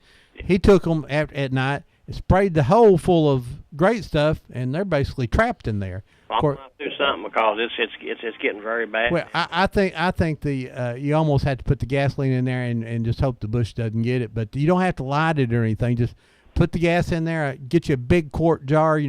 Finish your moonshine, fill it back up with gasoline, and just wait till night, because if you go in the daytime, you're going to get tore up because there are a lot coming back. So they should all be back in. Pour it in there, then leave it alone. They say that will get it. What amazed us is after we put gas in ours, the skunks still dug it up and ate it, the wasp's nest. We can bring our skunk up there to you and let him eat it. Oh, my goodness. Well, I do appreciate you. Yeah, thanks for sharing with me. But now somebody else may have a better idea, how to do it. But I've talked to but that great stuff idea was, it's a foam. Once you spray it in there and it just foams up and, it seals up cracks and things. Yeah. And I'm going, well, that's an interesting concept, but it looks like they could dig their way out. I'm sure they have more than one exit, but I think I just pour the gas to them at almost dark. I'm going to have to try it. All righty, be careful. Good luck. Thank you. Bye-bye. It seems like the yellow jackets hang out at the graveyards. Well, and the ants and the groundhogs, and there's good cover usually. Under the tombstone or the base of the tombstones. Just no place for them to be anymore. Yeah. And there's not as many people bothering them there. Right. Good morning, live on Old Town Cleveland. Hey, Ron. Hey. Boy, take burnt motor oil and put it around the tombstone. Burnt motor oil will take care of what? The yellow jackets. Okay. We'll tell. Well, he's listening. He might can do that too. Now, does that keep them from starting, or does it get rid of them after they're there? It gets rid of them while they're there, all of them. Yeah, you'd probably have to really pour it to it, but that would be fine too. Mm-hmm. Yeah. Sounds good. Thank you. I do around my son. Thank you. Mm-hmm. Bye-bye. I've heard a lot of people talk about yellow jackets. There's a guy who took, he has some of these strip traps. It's an adhesive for wasps, and he laid it down by it's in the middle of his flower bed, and he brought them in and works with us down there at the Housing Authority, and he had like 1,000 of those things stuck to those little plastic sheets. It was amazing. I said, you're going to have a lot of those to do that. The skunks have been crazy at our house. Yeah, we really appreciate the skunks eating that, but we wish they'd leave now. They can leave now. But back to our bridge, I really hate that we're losing that bridge. And then Cecil Swallows and Jerry Bandy both told me that there was an Indian mound close to that bridge. I believe over on the western side, a little ways from that. And I would not doubt that at all, because there's some really moundy-looking areas down in there, and I'm pretty sure that right there on the Conasauga River. That is the Davis Farm on both sides now. Now, in the early 1500s, when the explorers came through, they were already calling that river the Conasauga River, so apparently it's been named that for a great long time. That's means strong horses. Yes. Make sure we found that out when you spelled that word You got to wrong. make sure you spell that right when you send out a newsletter. It's horses. Horses, not horse. Well, yeah. I'd hate to see that bridge get torn down. I would too. And like I say, you could talk to so many people who jumped off that bridge and went swimming. I've never jumped off that bridge. Yeah. I never jumped we off. would stand and watch those moves. But I've been down in the water underneath that, and then. But now, when you look at it, it's getting some age to it. It's getting some age. It probably it's just it's a narrow bridge, really. Yeah, they ought to leave it up and let people walk. And I know at least 2 or 3 years ago, the Historical Society was telling me, what do I do with the bridge? They didn't have the money to move it. If they could just leave it there and sort of. I did see in Alabama where they had sliced one like that into big sections, and they had them sitting out for benches and picnic tables and stuff. Good morning, you're live on Old Town Cleveland. Good morning, Ron and Debbie. Good morning. Is this Arnold? How you do? Yes, it's Arnold. What's up, buddy? Little news for Mr. Bullitt there. I did read about another cure for yellow jacket, and it's a bucket of water mixed with dishwasher liquid. So laundry detergent. Huh. Just plain old laundry detergent, you think? Yeah, the liquid laundry detergent. Just pour some of that in, a cup or so into a bucket of water and pour it down the hole. I think most anything that would disrupt them like that, but it looks like, how does rain not get down in there? I don't know how. I don't know. I don't know how that works. That's something that somebody else said would work. But he may want to look at that if he doesn't want to try the gas leak first. Mm-hmm. All righty, sounds good. But he really needs to take care of that before somebody gets stung up there. Yeah, of course, the big thing is if it's off by itself. Once cold weather hits, they're gone anyway. So, if you don't have to mess with them, but there you got to do something about it. Yeah, there's Yeah. someone Well, else. we from had to Yard- do something at our house because every time the lawnmower buzzed by, they all came out to greet the guy on the lawnmower. Hey, Arnold, tell us about your show on Thursday nights. Oh, we do a little show on sports called Good Sports, and we talk a little bit of high school football locally and college football, and have a little fun here and there too. And you also you give you guess all the games or predict. I guess is a great word. Way I do it, I guess. But who won last year on that picking panel? Last year you won. I thought about last year. Yeah, last year. Well, in the year before, you beat me by one game on the last last one of the season. So Arnold does a great job down there, and just Good Sports 6 to 8 every Thursday night here on Whoop FM. That it is. We have a lot of fun. Tune in and have a few laughs anyway. That's right, and like I say, so thanks, Arnold, and so Bullet, just dish detergent. I mean, clothes detergent. Whatever you put it down there. All right, thanks, Arnold. Thanks. Hey, just for Vicky's information, I'm related to the McNabbs and all them that was down there in that area too. Back Flint Springs, yeah, there's a bunch of them. Okay, y'all have. Thank you. All right. Thank you. Bye-bye. And see, there was a Dr. Hughes too, or Greeley Hughes, and he lived down in that down in where the Hughes Lake Road is, and then he eventually went over into like Cohutta and James County, or right there on the line, and was kind of serving people. And there's lots of information about him. And you had Dr. Cochran, yeah. and you had Dr. Jones over in Flint Springs, and so each little community had a church and a school and a doctor and a preacher and a a store. Well, in a few minutes, tell me what Red Caldwell done, because I know that name from my whole life, but I don't know. He was right there. He lived right there. What did he do? Was he just a farmer? I don't know. What, He may have been in heavy equipment like Roy was. That's what I think you're right. Dump trucks. Good morning. You're live on Old Town Cleveland. Back on the stop. Hello? Back on the stop. I think Arnold butt dialed us. Arnold. He's I don't know put if his that's who phone that in. was. I think somebody accidentally called us there. The picture of Sugar Creek of the cemetery, we say that came from Low Bethel Steenick Cross. Low Bethel is a really good source of information down in the country there, and I think that picture she gave to me, and I've used it quite a bit, and the Grave House guy just loved it. But another picture that she has in her house that I don't have a copy of is that it's taken from the church side, I believe, and it's fairly close to the graves there. And they must have been having a decoration or something there at the church, because people went out and stood in the cemetery by a grave that meant something to them. Yeah, they're Like scattered out in the They're graveyard. scattered out just all over, and we can date it by the fact that this man is standing next to his wife's grave where she had passed away having a child, and his new wife and a new child is standing there. So we can pretty much date that picture because she knows who's in her picture, and her mom's in that picture too. Yeah, her mom, and she always regrets that she didn't just actually write what her mom was telling her about that picture. Right, because over time it fades. And her maiden name was Triplet. Okay. And then I believe the Breedens are related to those folks too. Oh, really? I think so. And we have Breedens too, and they came down out of the mountains also. Like We could almost write a book about Bradley County that says they came from the mountains, and it would include a lot of the people down there in the southeastern part of Bradley County. And I have a picture here of the Union Grove School, and it's got names that Walker, McLean, Lawson's, Humberts, Smiths, and Halls.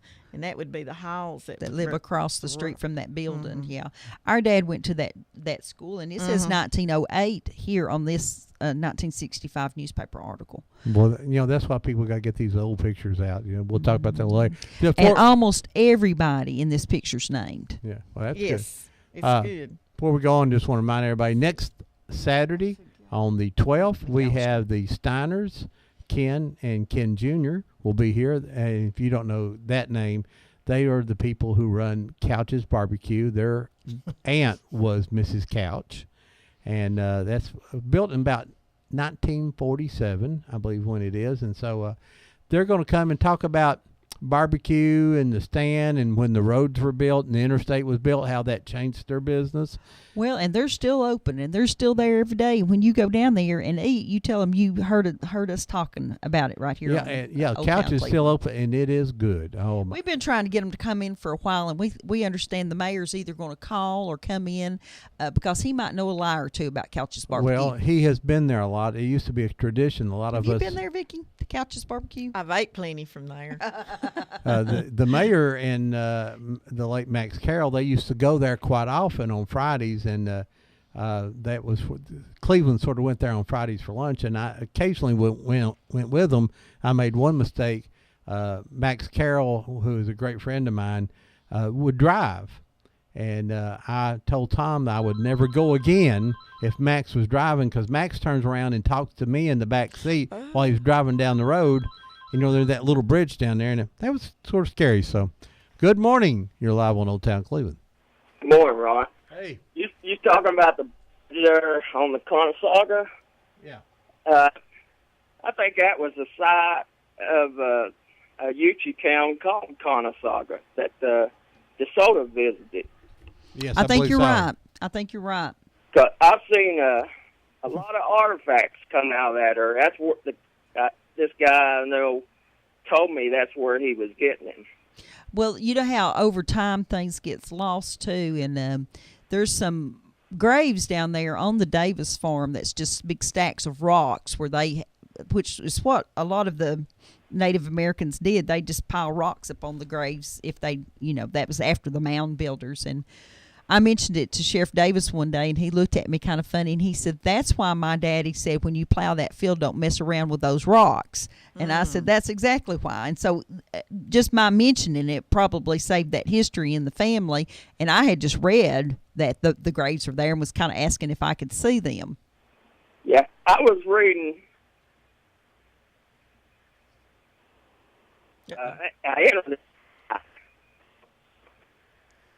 You're breaking up on us, buddy.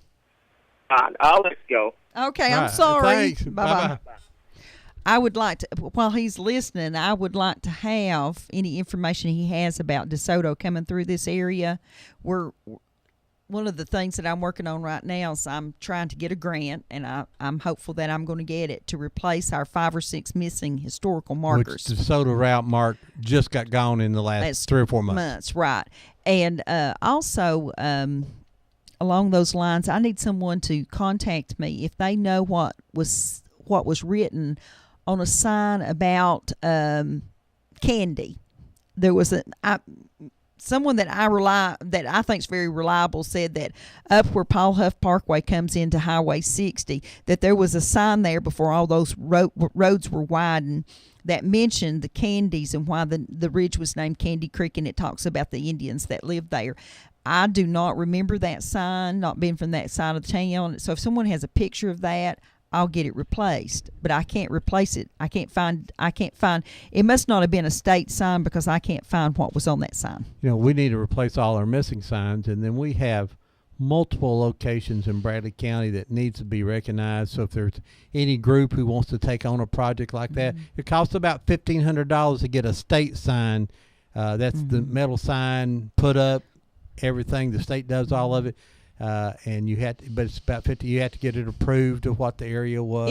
It takes a long time, so you need to get started on. So if somebody's interested in getting one done, or interested in what's doing it, call us here at. You can of course call us here at 614-5553, or visit Old Town Cleveland on Facebook, and you can send us a message, and we'll be glad to help you there.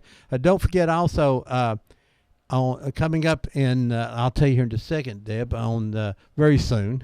How's that? Well, while you're mentioning that, we have the live encampment today up at the library. Please go by and support those people. It'd be a fun thing to show your kids or your grandkids or even yourself. And it's one of those things that they're up there because there was actual encampments there 150 years ago at this time. And they were wanting to reenact that for the kids. And they did. They saw over 600 fifth graders yesterday that came through those booths. And then in November, they're going to do some stuff up in Charleston to reenact what happened in Charleston. That the kids will get to go to again. So on October 25th, the Bradley High School Saudi Daisy game at Bradley High School, that will be the 1,000th game that Bradley High School has played, which is a pretty big landmark, history, that they want anybody that ever played football for Bradley High School to show up and come out on the field. We'd like to see the field completely full. You know, that there are thousands of kids who've played football there. Some of them are 80, 90 years old now, you know, so we'd like to see them come there. If nothing else, we'd like to get a list of them, and it would be great to see who played for who, what coach was there, and who you played for, and just get your name. And that would be just unbelievable. 1,000 games, October 25th at Bradley High School. So don't let people wimp out. Make them go. Vicki, from the house where we used to live down on, I don't know what, we called it Route 4. We really didn't have a name when we lived on it. Now it's Kincaid Road. Road, Kincannon or something road. Yeah. And the road that turned in front of our house that went over by the Reagan's place. It's Stone Road. Stone Road. It went all the way over to past Straw Hill Church over into the Red Hill community. Mm-hmm. Good morning. You're live on Old Town Cleveland. Yeah, one of the remedies that I'd heard about the Yellow Jackets is to put Sevin dust all over it. Yeah. And we tried it at a shop, and it worked. So there you go. There's something else to try. It might take a couple of combined things. Yeah, Bullet put gas, put Sevin. Sevin dust took care of ours. It was underneath the shelf. We couldn't hardly get to it. So anyway. Okay, thank you. We'll just warn Bullet not to mix all those things together because we don't want to hear a big explosion coming from Fort Hill. Don't be smoking. Don't be smoking it. Yep. But that's one of the things. But we had, when we were growing up down there, I think most of the people that were farming those big farms were still working other places too. Daddy did. Yeah. You know, and we had a small chicken house down there next to the creek. Yeah, and up on the ridge there behind on our farm there was a cave. A cave and a rock quarry. And a spring. And that wasn't we didn't think anything about that, but at the time they would the water was coming out of the side of that mountain there at the spring, and they had the funniest system you've ever seen of old gutters and things set up so that the water ran down and came to the chicken house, so they didn't have to build a pump at the chicken house.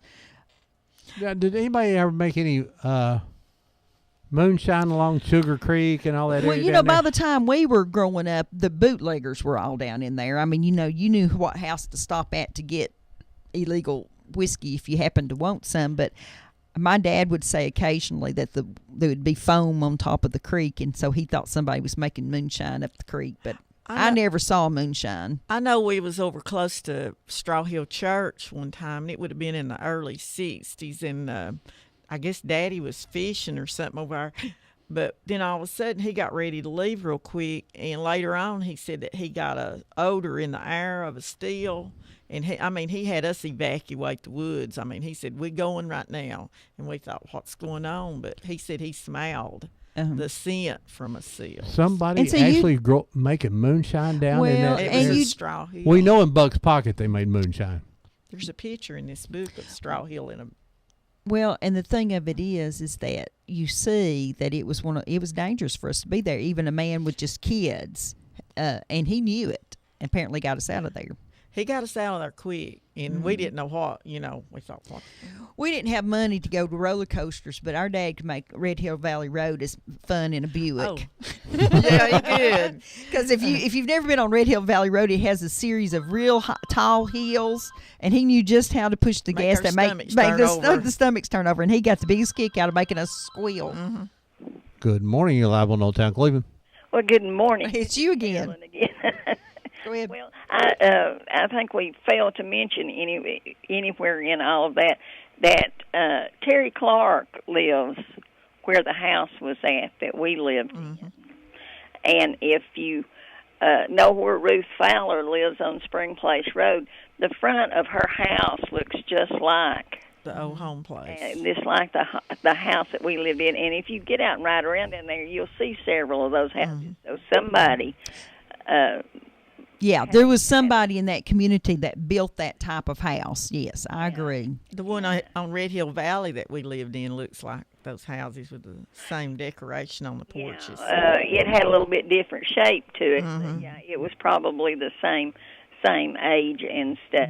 But we didn't want to hurt Terry's feelings by not mentioning it. No, he's still on the farm. Yeah, and so that means that he's out of the Stevenson family. So that's still, it's been in the family now since 1921, I think, or 22. And they're still farming there. They still Mhm. have cattle and stuff. Yeah. And when we moved there in 1964, there was the original house there that Daddy's brother and sister were born in. And that made it to about 1976, along with the store building that's listed on a 1908 map. And it was, all of that was torn away to make progress. Garden. To make a garden. Yeah, it's just a pretty place. That whole area is pretty. All the farms, a few of them's got turned into subdivisions, but There's still some. I would say that the Keith Valley Road is not all that old, but you probably have early 1900s houses on there. Well, now, Holtz, I don't think I heard you mention Holtz. I've got them on my list here, and I also got the Holtz connect in with the Fairview Church and the Lewises.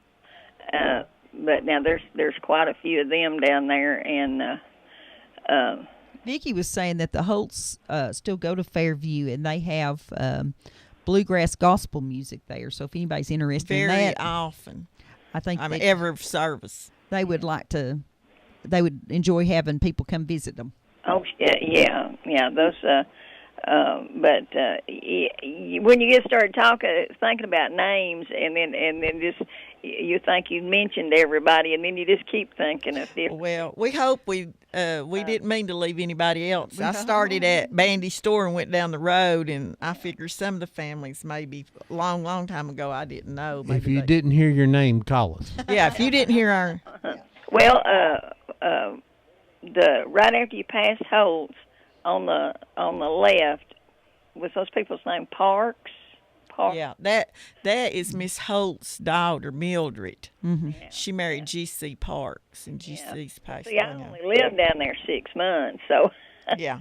And what year was that you graduated, Marilyn? 65. I graduated in 65. Okay. And I got married in 65, and so we moved down there the Christmas of 64. Yeah. And there was a picture in the paper this week about a graduation in the old gym at Bradley. And was that your class or the year before your class graduation? Did you notice? It was either 1964 or 65, it said on the picture. 64, somebody had a thing. I don't think it was ours. Yeah. And Debbie had showed me some pictures this week, and whenever they get the new Jenkins Deli finished, we'll all have to go eat just to go look at the pictures they're going to put on the wall. This little fella was trying to gather up pictures to make collages to go up, large collages to go up in the new Jenkins Deli at Spring Creek. And bless his heart, he finally got a hold of me.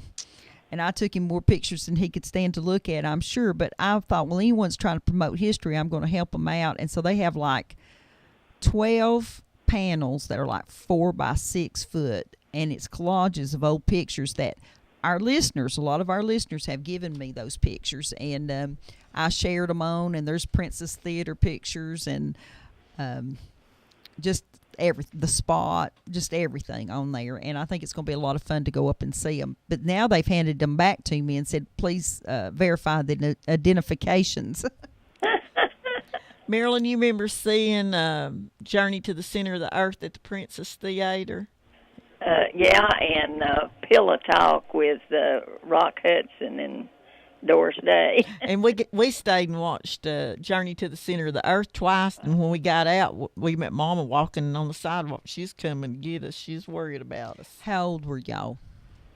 I might have been 11. And I was about 8. Now, can you imagine letting an 11 and an 8-year-old walk 8 or 10 blocks. Well, Marilyn had to walk a mile or two to school, didn't Yeah, Marilyn? she was walking from down where the woolen mill is all the way to Arnold School every day. So I don't guess Mama thought very much about it. Marilyn, I got an important question. You had 3 younger sisters. Was that just really a pain? Oh yeah. I was like Daddy. I kept going, well, where's the brother at? You know that. Now, which one of the 3 was the worst? Uh-oh. Well, she's sitting there next to you, and she lives down in the country. I'm telling So you. Vicky was the wild one. Oh, she was younger than me, but larger than I was, and she it tormented me at least once a day my whole life. She knowed better than to look at me mean. There's one in every family. We've enjoyed it, and you tell Vicki she did a good job. Thank you. All right, bye-bye. Bye-bye. All I done is sit here and look puzzled most of the time. Well, Vicky, when she first walked in, she said, 2 hours? I can't possibly talk 2 hours. Well, you see that we get about halfway through our notes and time's up already. I've seen you together at Thanksgiving. It goes a lot longer than 2 hours. Yeah. Ron kind of mentions Chinese auctions. He says it sounds like a Chinese I sort of auction. have like a man cave that I go sit in and turn my TV up real loud just to hear it a little bit because... You know, our mom was the original Cajun cook. She blackened everything. We Yeah. grew up thinking that popcorn had to be burned and toast was black and had one little dot of butter in the center of it. And that's why I like my eggs cooked Now, well my, done. My mom cooked very, very well except for... Biscuits. My mom was the worst biscuit maker. She could not make canned biscuits. I don't know what she did. Yeah. She used to make something called a drop biscuit, and I'd ask her, where'd you drop it?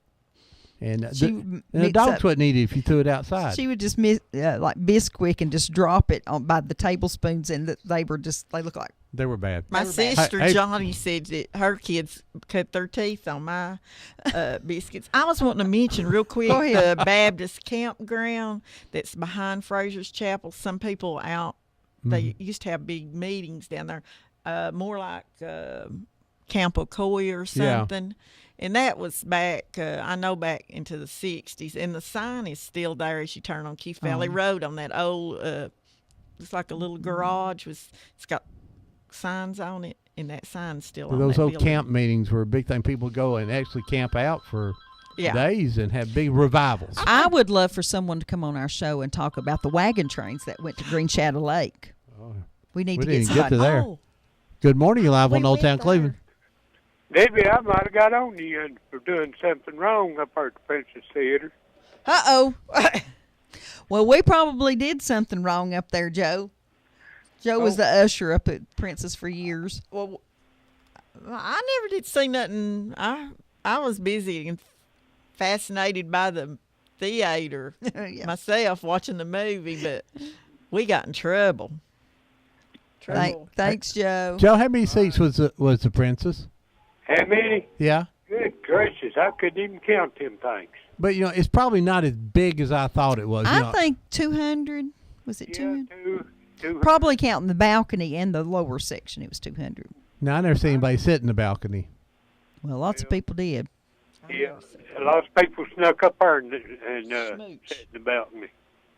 I remember when the colors had to go up there, and there wasn't no such thing as colors sitting down there. But right, they're segregated, right? That's crazy. Yeah, that was crazy. Yeah, it was crazy. And of course, all of us said, "Well, we'd like to be up there." That's what I think Jerry Fraser and them said is that, or maybe in Fox. Randy Fox said that the minute they could, they head straight towards the balcony because they wanted to sit up there all that time. But it wasn't the right thing to do. Well, thanks, Joe. We're going to get off of here, buddy. Thanks for listening. All right, bye. Bye. Debbie, I can remember going to a rodeo at Green Shadow Lake. We all the wagon went. trains. I forgot. I would really like for somebody to come on this show that had done that for a few generations and can name the people. That's a man-made lake, is it not?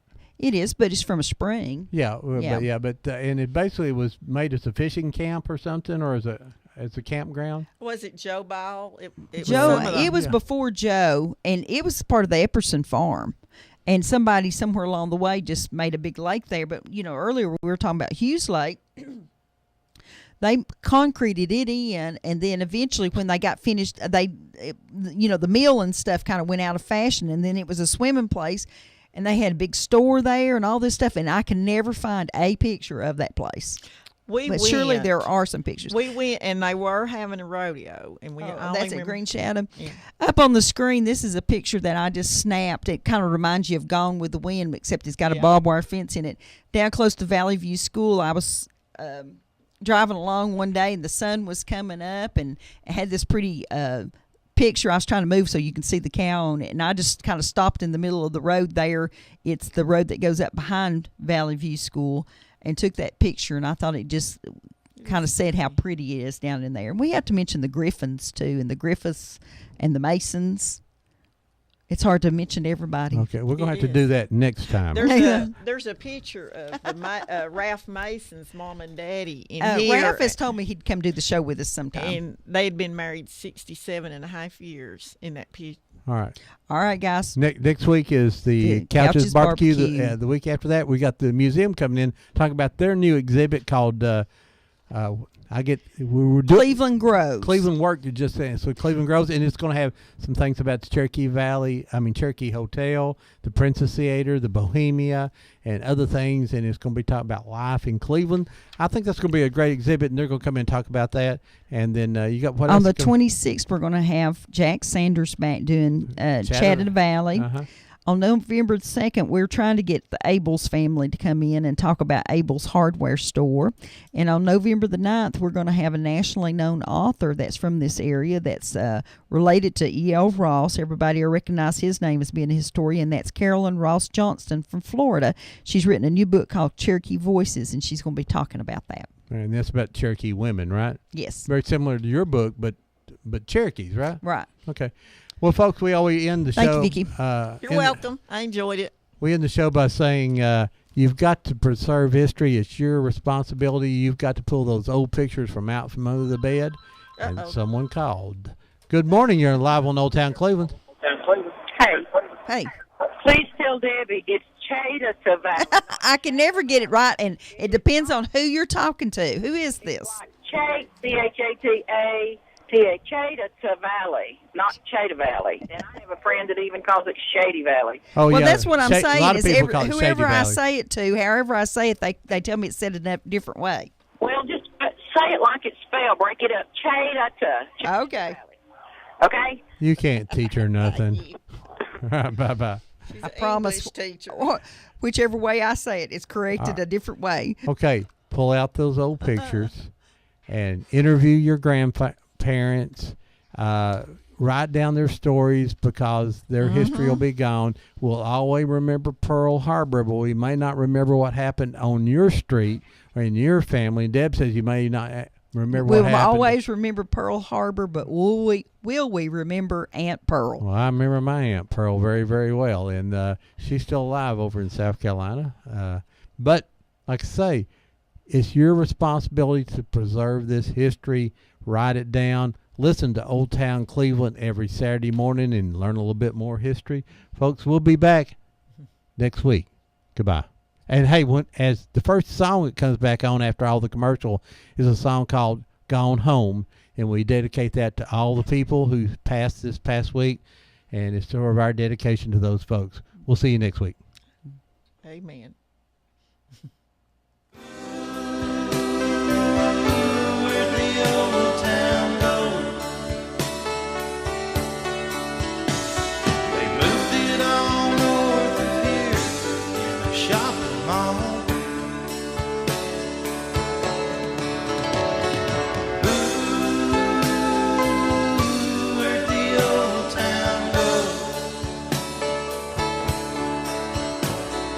My hometown